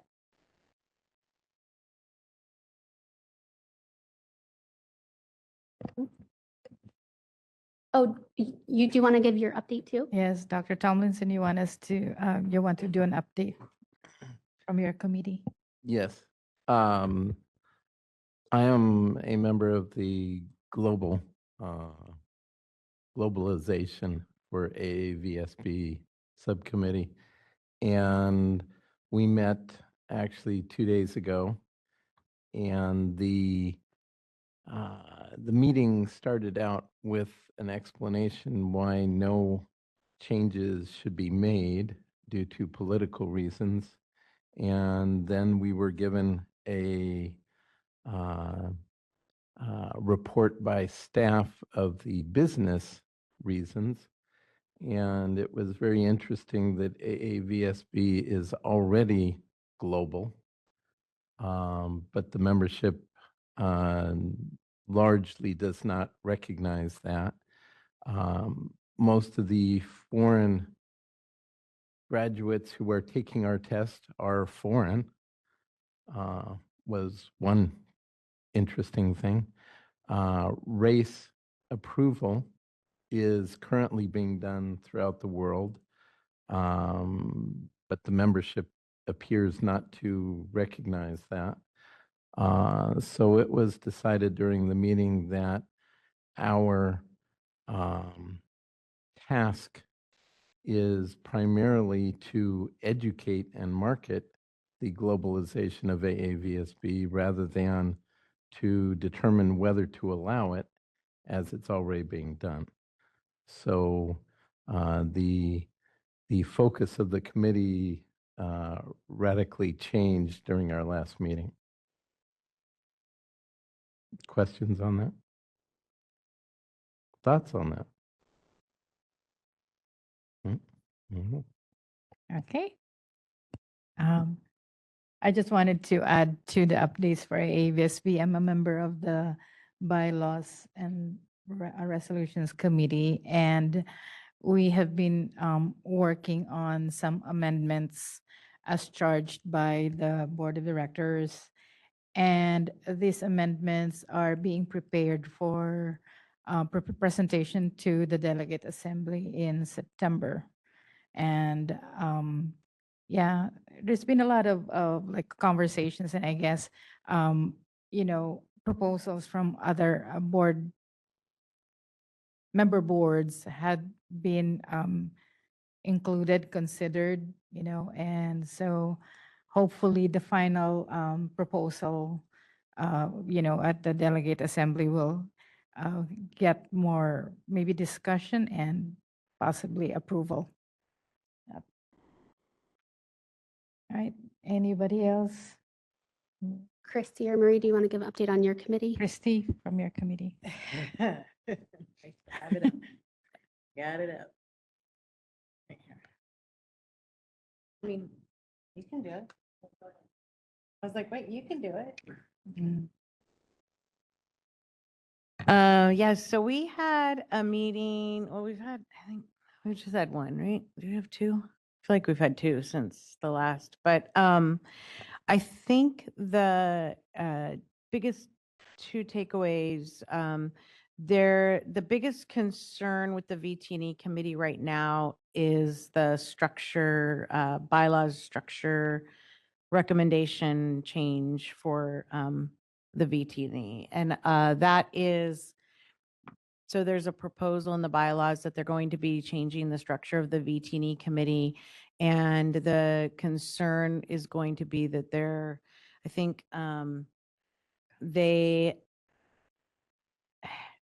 they are concerned that there would be removal of like some organizational representation and allied organizations.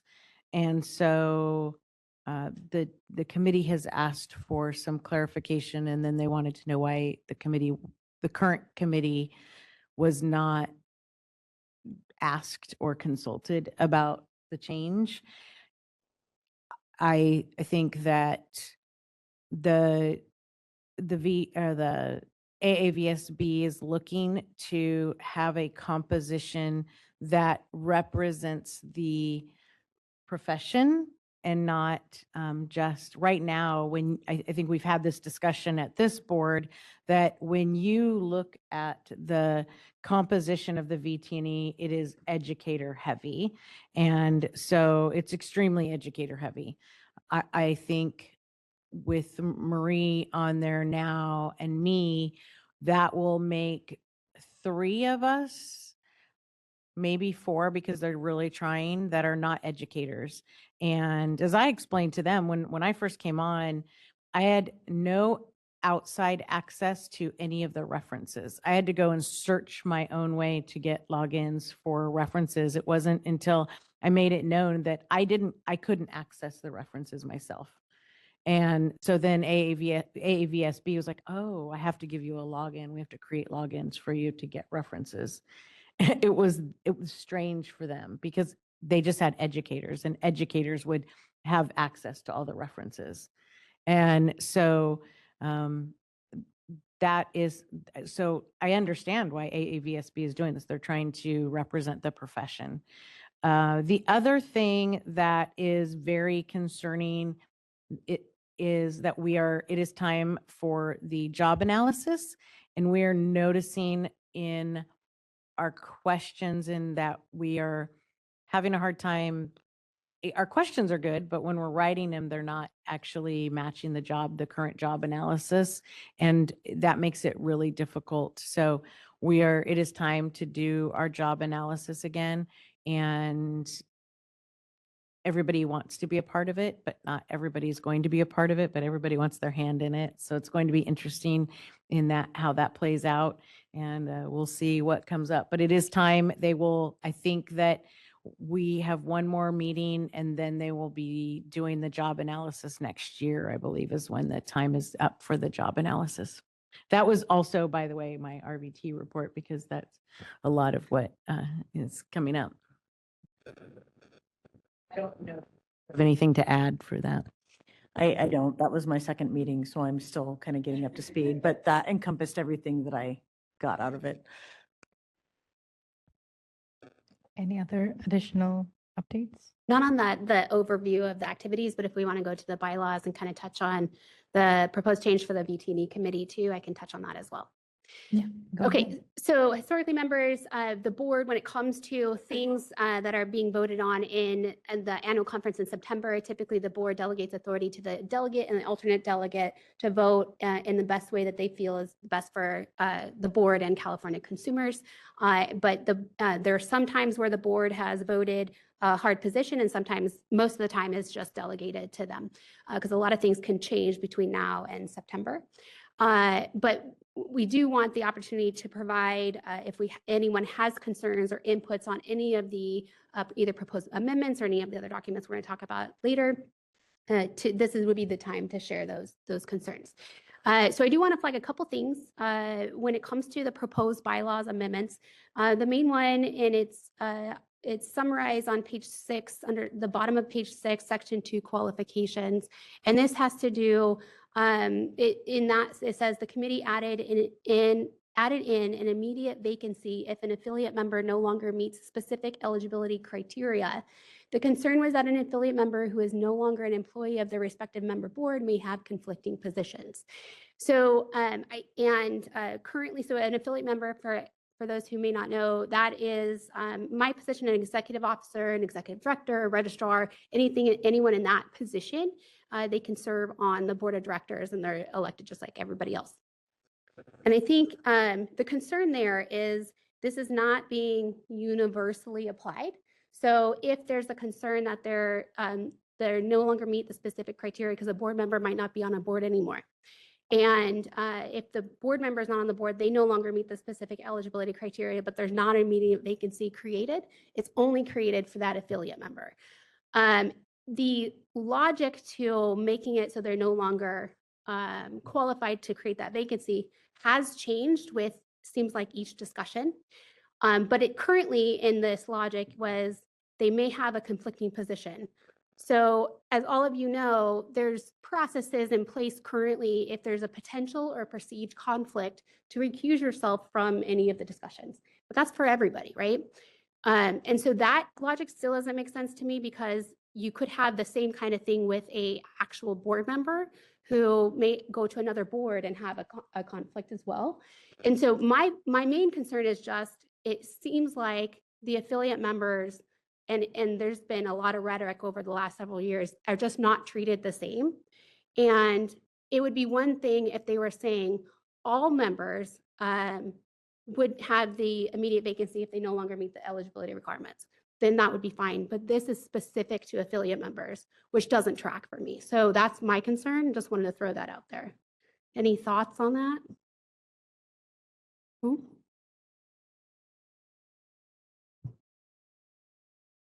Yeah, I'm surprised that they're not more receptive to this because it does seem concerning that it just, I don't understand why they're singling out affiliate members, and it should be it should be universal.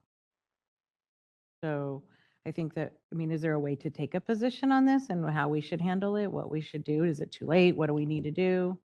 So that's up to the board. You could take a position to not approve and to oppose the proposed bylaw amendment. It would be opposing the entire package because ABSB has also made the decision not to take individual proposals. So it's either all or nothing. But I do think this is pretty substantial to specifically call out the affiliate member when it's okay for all the other members to continue on when they don't meet the specific criteria. I just thought I would, because we had some of these concerns during discussion of this, and I think the feeling was that the individuals that were not affiliate members would be either veterinarians, still veterinarians, or still RVTs, and that was enough for them to continue on the board, whereas an affiliate member is neither of those. And so that was the logic behind singling them out. So I just thought I would clarify that. So I would just respond to that, that you could have multiple times where you could have a board member who is actually removed from a board for issues and could still be a veterinarian or an RVT. You also have board members who might be retired and no longer a practicing veterinarian as well, where on the other side, you might have an affiliate member like I can think of Leslie Knackle, who is in Virginia. She was an affiliate member on the board of directors. She was actually president of them, and then she was promoted. She was still in the regulatory world doing just a higher level of what we do. So she still had all of the knowledge to bring. So it just seems, that's where it just seems like inconsistent logic to me, where they're still in their similar roles and have all of that experience to bring versus just veterinarians or RVTs. Okay, and so the other one related to the affiliate member is the proposal from Virginia. They did, if you remember from, I think it was last year, Virginia had requested to add multiple affiliate members specified in the composition. And this time, and that was not successful. This time they went to, they're requesting instead of one affiliate member, they're requesting that it specifies 2 affiliate members and reducing the 6 veterinarians and instead of having it say 5 veterinarians. The rationale for why the bylaws committee and the board of directors had specifically recommended not adopting that was because there's nothing in the bylaws that prevent or prohibit an additional affiliate member on there. And I just think that my response to that is similar to veterinarians. There's nothing that prohibits more veterinarians on there, but that's not really the point. The point is we want to make sure that there's a minimum of 2 affiliate members on there. When there's a lot of conversations where the affiliate member really helps provide more insight of how the regulatory works and world works, and because we live and breathe it every day, we're not, the board members don't always do that. And there's times where there was one where the affiliate member was not able to participate in those discussions and she wasn't able to attend the meeting. And there was a lot of discussions that were happening that really could have benefited from that other member. And so the request is to always require at least 2 affiliate members. But again, the bylaws committee and AVSB, the board of directors recommended against that. So just wanted to throw that out. Get any feedback from members?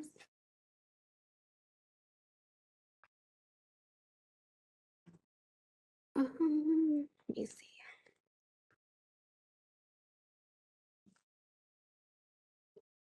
Yeah, I'm searching.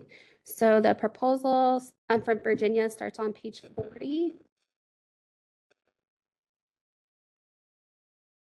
The actual amendment is on page 42.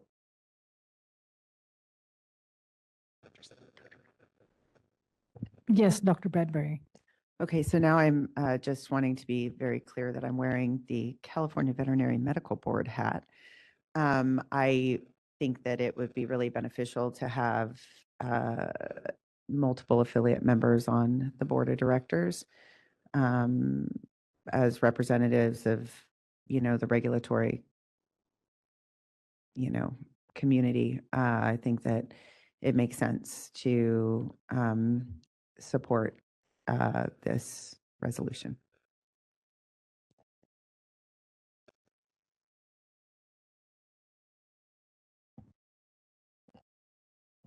I mean, at this point, as you said, so these amendments are going to be presented to the delegate assembly, right? Yes, in So, September.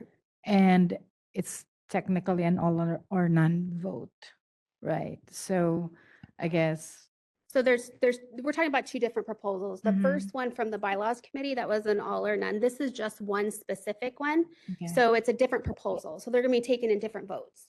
Okay. So that first one we talked about the creating the immediate vacancy, it's that whole proposal. And so the board could decide to take a position on that one. And then for this one, the board can decide to take a position on this one. Got it. Do we have a motion? Anybody? To prepare a position or any votes? guidance to the delegate of where, I mean, I heard Dr. Bradbury say that you would support, go ahead, Marie. Yeah, I move that we take a support position of that The Virginia proposal? Virginia proposal, yes.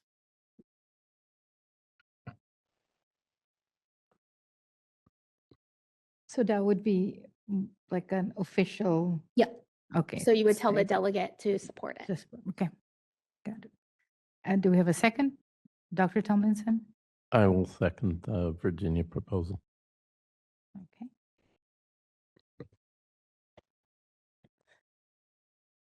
Oh, we would like to open up the agenda item for public comment in the room. I see none. Moderator, could you please open it up for the folks participating online? This is the moderator. The line is open for those who are logged in. If you would like to participate in public comment, click on the icon of a hand. Those who are calling in, press *3 from your phone to raise your virtual hand. At this time, I see no request for public comment. Thank you very much. I guess we put for a vote. Yes, and this is for the Virginia proposal. Ms. Pulowski, Yes. Dr. Bradbury, Yes.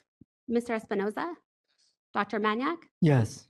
Ms. Mitchell, Yes. Ms. Orlowski, Yes. Dr. Tomlinson, Yes. Ms. Esri, Yes. Dr. Solocito. Yes. Thank you. Motion carries. Okay. Okay, we have a comment from Ms. Pulaski. I'm sorry, so I misunderstood because I thought we were still going on the, all of this. So I would like to make a motion to whatever it was to go back and support the, what is it, to go back and add the, or get whatever it is to the affiliate member thing, to oppose the. So you want to, the first one we were The talking first one about, we were talking about the affiliate member. do you want to vote to reject that one? Yes, reject that part for the affiliate member. That's what I want to do Yeah, so it would be for the entire proposal. for the entire proposal, please. Is there a second?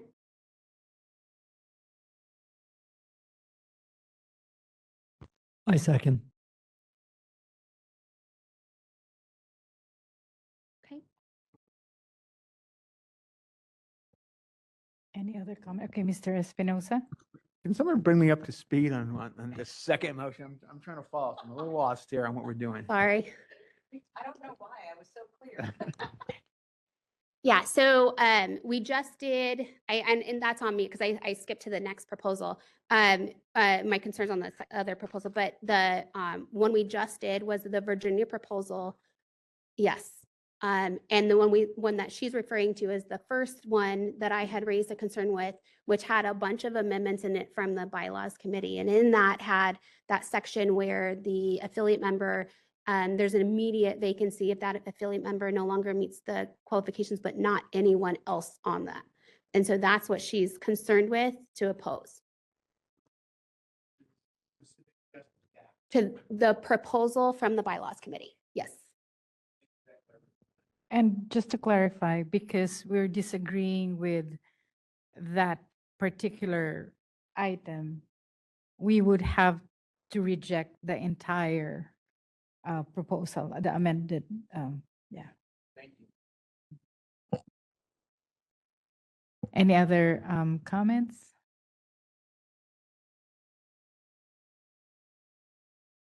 We'd like to open it up for public comment with regards to the proposed bylaws amendments of the ABSP.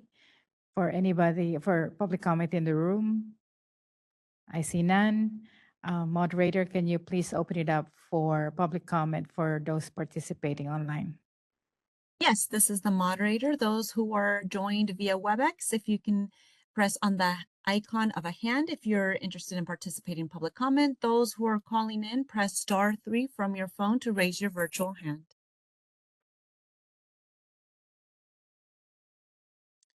I see no request for public comment. Thank you. I guess, okay, we now vote on the motion. Ms. Pulowski, Yes. Dr. Bradbury, Yes. Mr. Espinoza, Yes. Dr. Maniak, Yes. Ms. Mitchell, Yes. Ms. Orlowski, Yes. Dr. Tomlinson, Yes. Ms. Esri, Yes. Dr. Solcito. Abstain.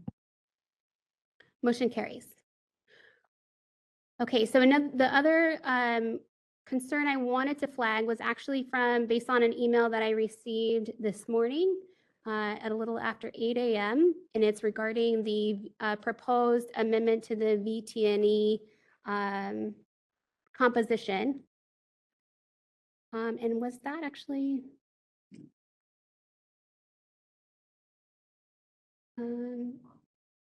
Was that in that proposal? So I think we already addressed it. So that was, I'm sorry, I'm late in the game on that one.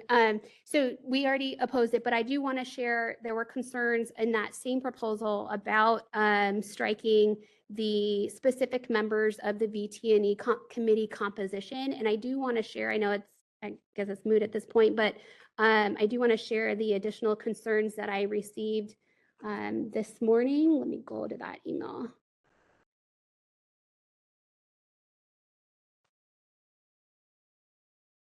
Okay, so this was from the director of AVTE, the Association of Veterinary Technician Educators. And these comments reflect both his point of view and the AVTE's president as well.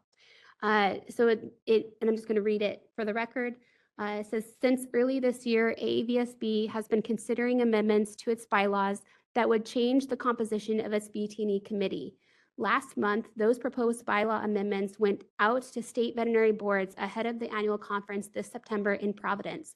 As drafted, they would remove the existing framework that ensures designated stakeholder groups hold seats on the committee responsible for developing the VT&E. AVTE is one of the groups that would lose assured representation. Our members educate the students, direct the CVTEA accredited programs, and prepare the vast majority of those who sit for the VT&E. The exam's credibility rests on more than its content. It rests on the trust of the community it serves and the trust it built through the continued involvement of the people who train and credential its candidates. That is a form of shared stewardship and is worth protecting. AAVSB has said that if the amendments pass, the specifics of the committee composition will be set afterward through board policy. AVTE does not question the need to update the bylaws. Our concern is the sequence. Without those policy changes in hand first, state boards cannot see the full impact of what they are approving. A yes vote authorizes the shift and then hands its meaning to the AAVSB board, leaving the state boards out of the conversation about where it goes. AVTE believes this comes down to something narrow. State boards should have the proposed policy in hand when they are asked to vote on the bylaws. Short of that, AAVSB leadership, staff, and elected alike should speak publicly before the conference about what that policy will and will not include. Either path would give boards the full picture before they act. AVTE should note that AAVSB Leadership Committee committed to the latter public comments in a meeting this past weekend with AVTE and other organizations that share our concerns. Our hope is that those comments are made before the end of this week, at which point AVTE will reevaluate our concerns. So I would like to just comment on that base. So full disclosure, the president of AVTE is on the board. I mean, is on the VT&E committee. And not that that matters. I just, that she is. And I appreciate their comments. So some of the things that AAVSB has informed the VT&E of is that the committee, that the composition of the VT&E committee will be told to us after through the policy and procedures manual. And I understand that that is usually where the composition of any committee is put Like that is normal. And that's what I reassured the committee. Like when you put a composition of a committee or something, it is usually in your policy and procedures manual. So I completely understand that. And I understand that you're moving the composition of something not in the bylaws, because that's not where it goes. It goes into a policy and procedures manual. So that's not reassuring for those who don't understand, but it does go there. And but I understand their concerns. And so there's a lot of, they just feel like there's a lack of trust because it's of the lack of transparency. And however, they can't see, and they're losing that.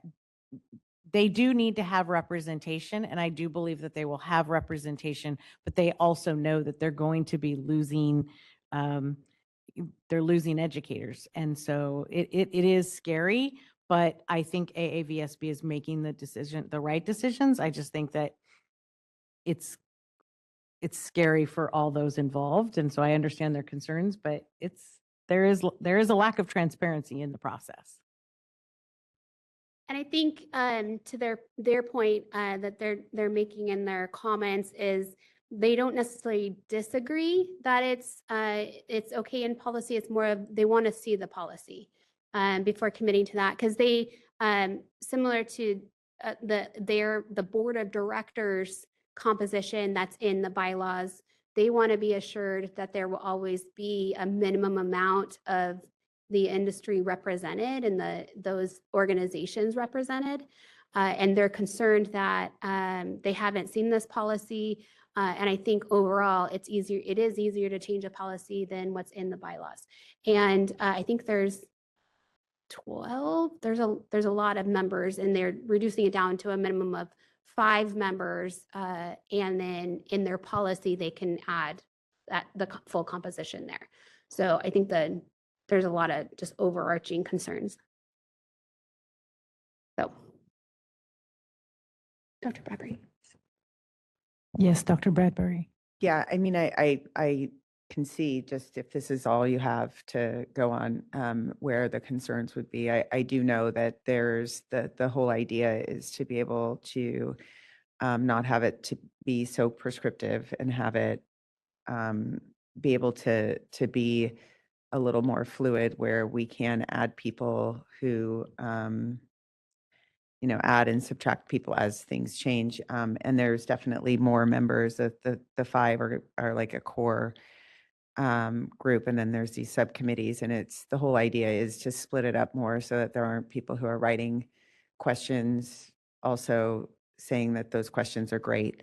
So there's a lot to it, and the additional thoughts behind it I don't think are here. So it's definitely difficult, but there's nobody, the AAVSB is dedicated to creating a fair and really robust test, and the educators are a big part of that. So I know that they're concerned about that, but I think it would be highly unlikely that they wouldn't have a seat at the table.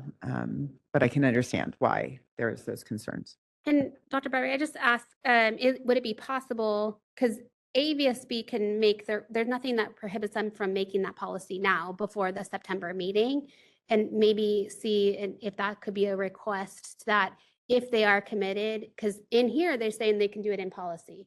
So can the AVSB then, because they're meeting multiple times before the September meeting, right? Or 2 more times? We meet this week and then in August, yeah. So if there's a possibility for them to actually do the policy, and then that way they can, at the annual meeting, it's not just, oh, we can do it in policy. It's, we've already adopted this in policy, so now it's not needed in the bylaws. And what would be the best way to provide that if we did that? For us to provide it to the request to them, or them to tell us? No, I'm acting as a director now of the AAVSB. What would be the best form of communication with that? An email to the boards? Because we aren't meeting. Like, what would you think would be the best way to communicate to the world if we did that policy?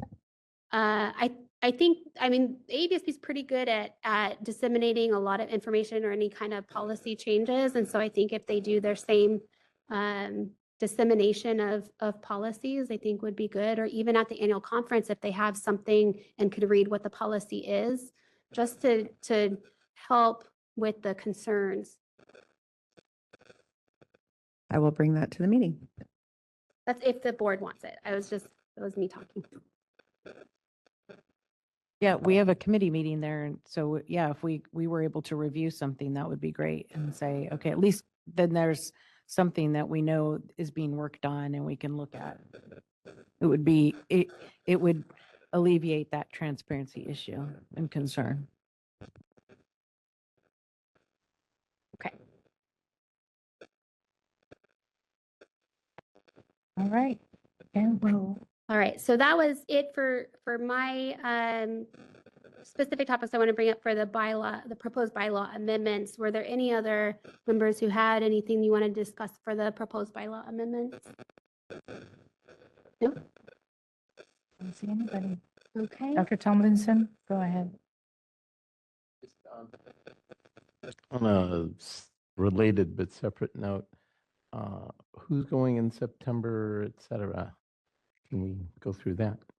Yes, so right now, Dr. Maniak is going to be the delegate attending, and then there's many of us that are going as committee members. So you'll be going, I'll be going, Dr. Solcito, Christy, Marie, Dr. Bradbury will be going. So we have a lot of representation.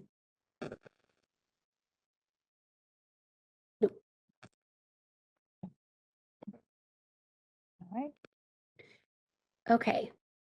So we did not receive any proposed resolutions when we actually, I still don't think that they've been disseminated, so we don't have those to look at. But then when it comes to D, E, and F, these are up for feedback from members. Would not be the only time that you can do it, because it's open to anybody to provide feedback on it. But I just ask that if you have feedback now, it's great to discuss it now so I can provide it in one document. But if you want to do it separately, then I would just ask that you let me know so I can relay that feedback to them. There's been times where it appears some board members or committee members, I'm not even sure where it came from, but has provided input outside of a board meeting and I wasn't aware of it and they weren't putting names to it. And so we've been contacted to clarify something that's been requested and I didn't know where it came from and it was really confusing. So I just asked that. One, if you do have some feedback on any of these documents, we could discuss it now or provide it to me later. Any documents you want to discuss? Does anybody have any thoughts about everything that Jessica said? All right, so if there's anybody who has any concerns, comments with regards to AVSB matters, please let Jessica know so that it could be included in whatever proposal or position that we're presenting forth. Okay? Yeah, so let's do public comment on all of 11. Okay. Now we would like to open up agenda item 11 with regards to AAVSB activities. For anybody in the room? No comment? Okay, nobody in the room. So moderator, could you please open up agenda item 11 for participants online? Yes, this is the moderator. For those who are joined via WebEx, if you would like to participate, click on the raised hand icon. Those who are calling in via phone, press *3 from your phone to raise your virtual hand if you wish to participate in public comment.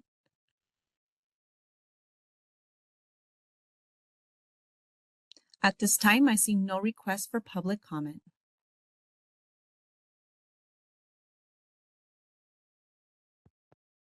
Thank you so much. Okay, Dr. Bradbury.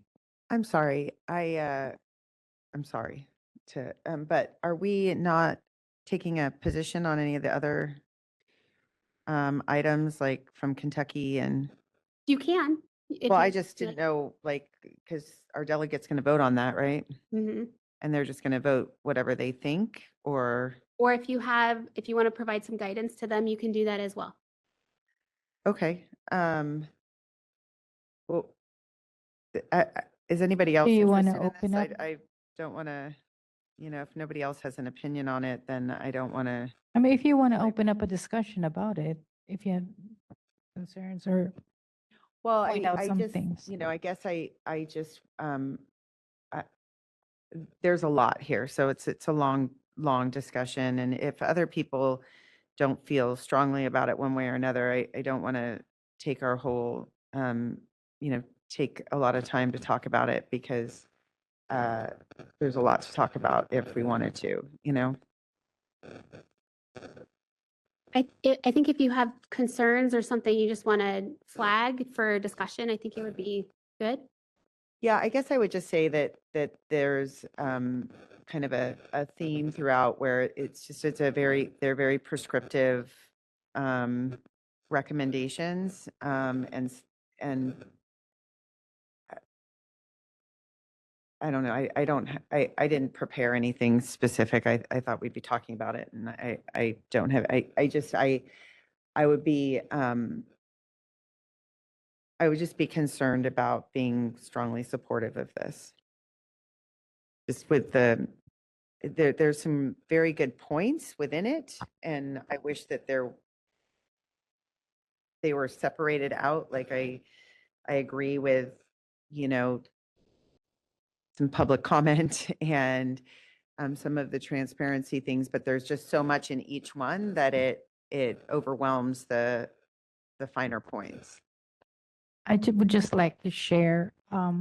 So the Kentucky proposal was actually reviewed by the bylaws committee, and a lot of it were discussed at length. And a lot of it also were considered to be better placed in policies rather than being incorporated into the amendments of the bylaws. Because the intention of the bylaws committee really was to try to see what could be, taken from the Kentucky proposal. And it's just that, I guess the conclusion was a lot of it belongs to policies rather than, to the bylaws. And that's why, this is where, it was not included. So I would have to, listening to the discussions, I would have to agree that a lot of the proposed changes by Kentucky could still be what you call this adopted in the policies, but not in bylaws.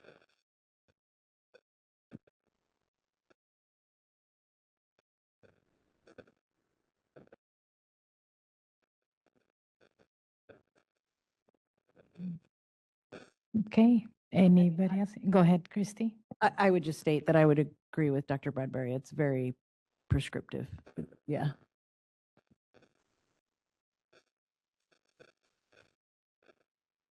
So in Kentucky is proposing proposals 5 through 9. Is that a concern for all proposals?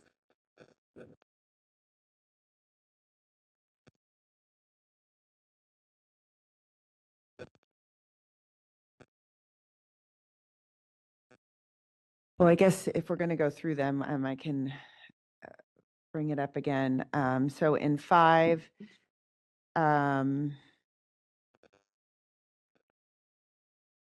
there's some issues with assisting member boards with governmental relations and partnership building skills. It's a nonprofit organization and there's some legal impact there.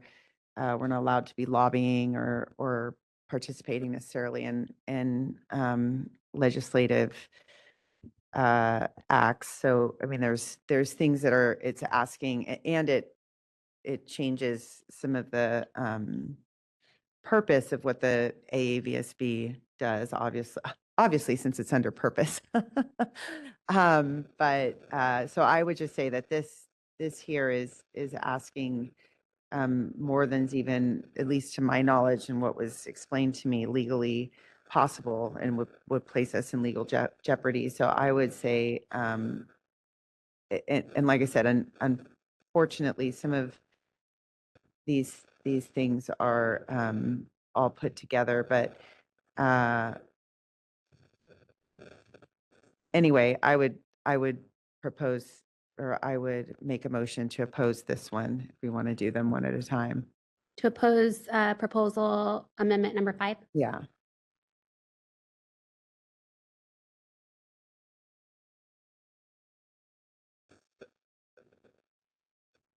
Okay, is there a second? Or we could just leave it. I'm fine with just leaving it. And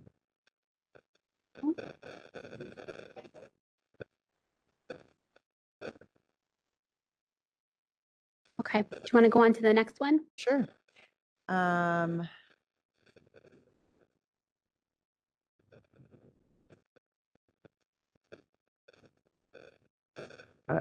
mean, I think that there's already a process for this, but I don't have any specific concerns for our board here as to whether that moves forward or doesn't.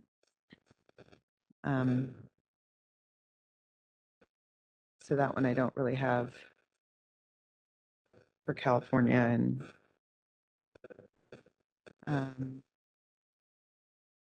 and then the 7th one, I think, is the one that seems just very prescriptive and where it should go into policy. I again, I'm not,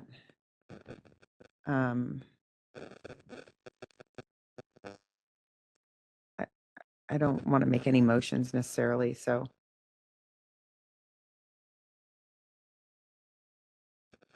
Oh, and then the one about the contracts, I don't, it's hard because that, I'm speaking from my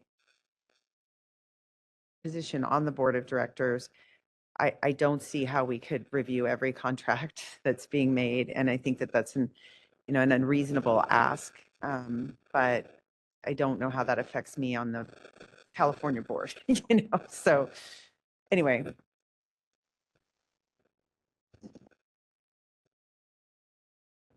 And I think that was the basis for the committee rejecting that proposal, just because contracts can be from $500 to $5 million, right?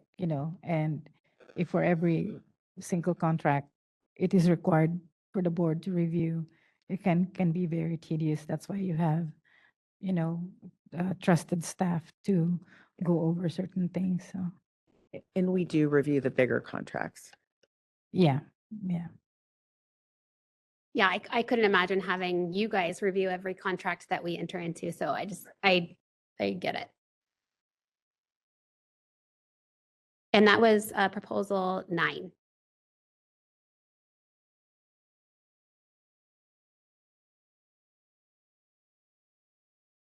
Okay. I also just wanted to mention that the Roberts Rules of Order, which we follow here, and many boards do follow. I did participate in another board meeting as a representative of the AAVSB, and they did not follow the Roberts Rules of Order. So that is not like something that's standard across all of the boards. There was no public comment that was being asked for. So I found that interesting just because. So Robert's Rules is different than Bagley-Keene, Okay. right? So Bagley-Keene provides all of the public participation, and the Robert's Rules, and it's in our manual that when there's a gap, if it's not, as long as it's not conflicting with Bagley-Keene, we do use Robert's Rules, but it's more all of the public participation and transparency is Bagley-Keene. Okay. For the other organizations that you're referring to, like ABSB, they tend to follow Robert's rules, which is Okay. not as the same as public comment. That's not in Robert's rules. I see. Okay, never mind then.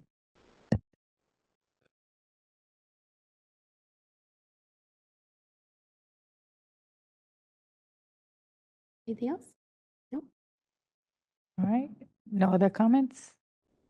Concerns? Did public and then we went back. Yeah. Do we want to do open up to public comment again because we Yeah. had more discussion For the Kentucky proposals, right? for all of the proposals? All of, hold on. Okay, we go back to 11. Yes.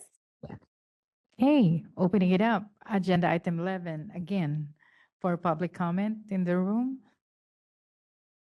There's none. Okay, moderator, could you please open up agenda item 11 for public comment for those participating online? Yes. If you joined via WebEx, you can click on the icon of a hand to raise your hand, and those who are calling in via phone, press *3 to raise your virtual hand. Instructions are on the screen. At this time, I see no request for public comment. All right, thank you very much. I guess at this time, we will break for lunch for an hour. We will be back, well, less than an hour. We will be back at 1:15.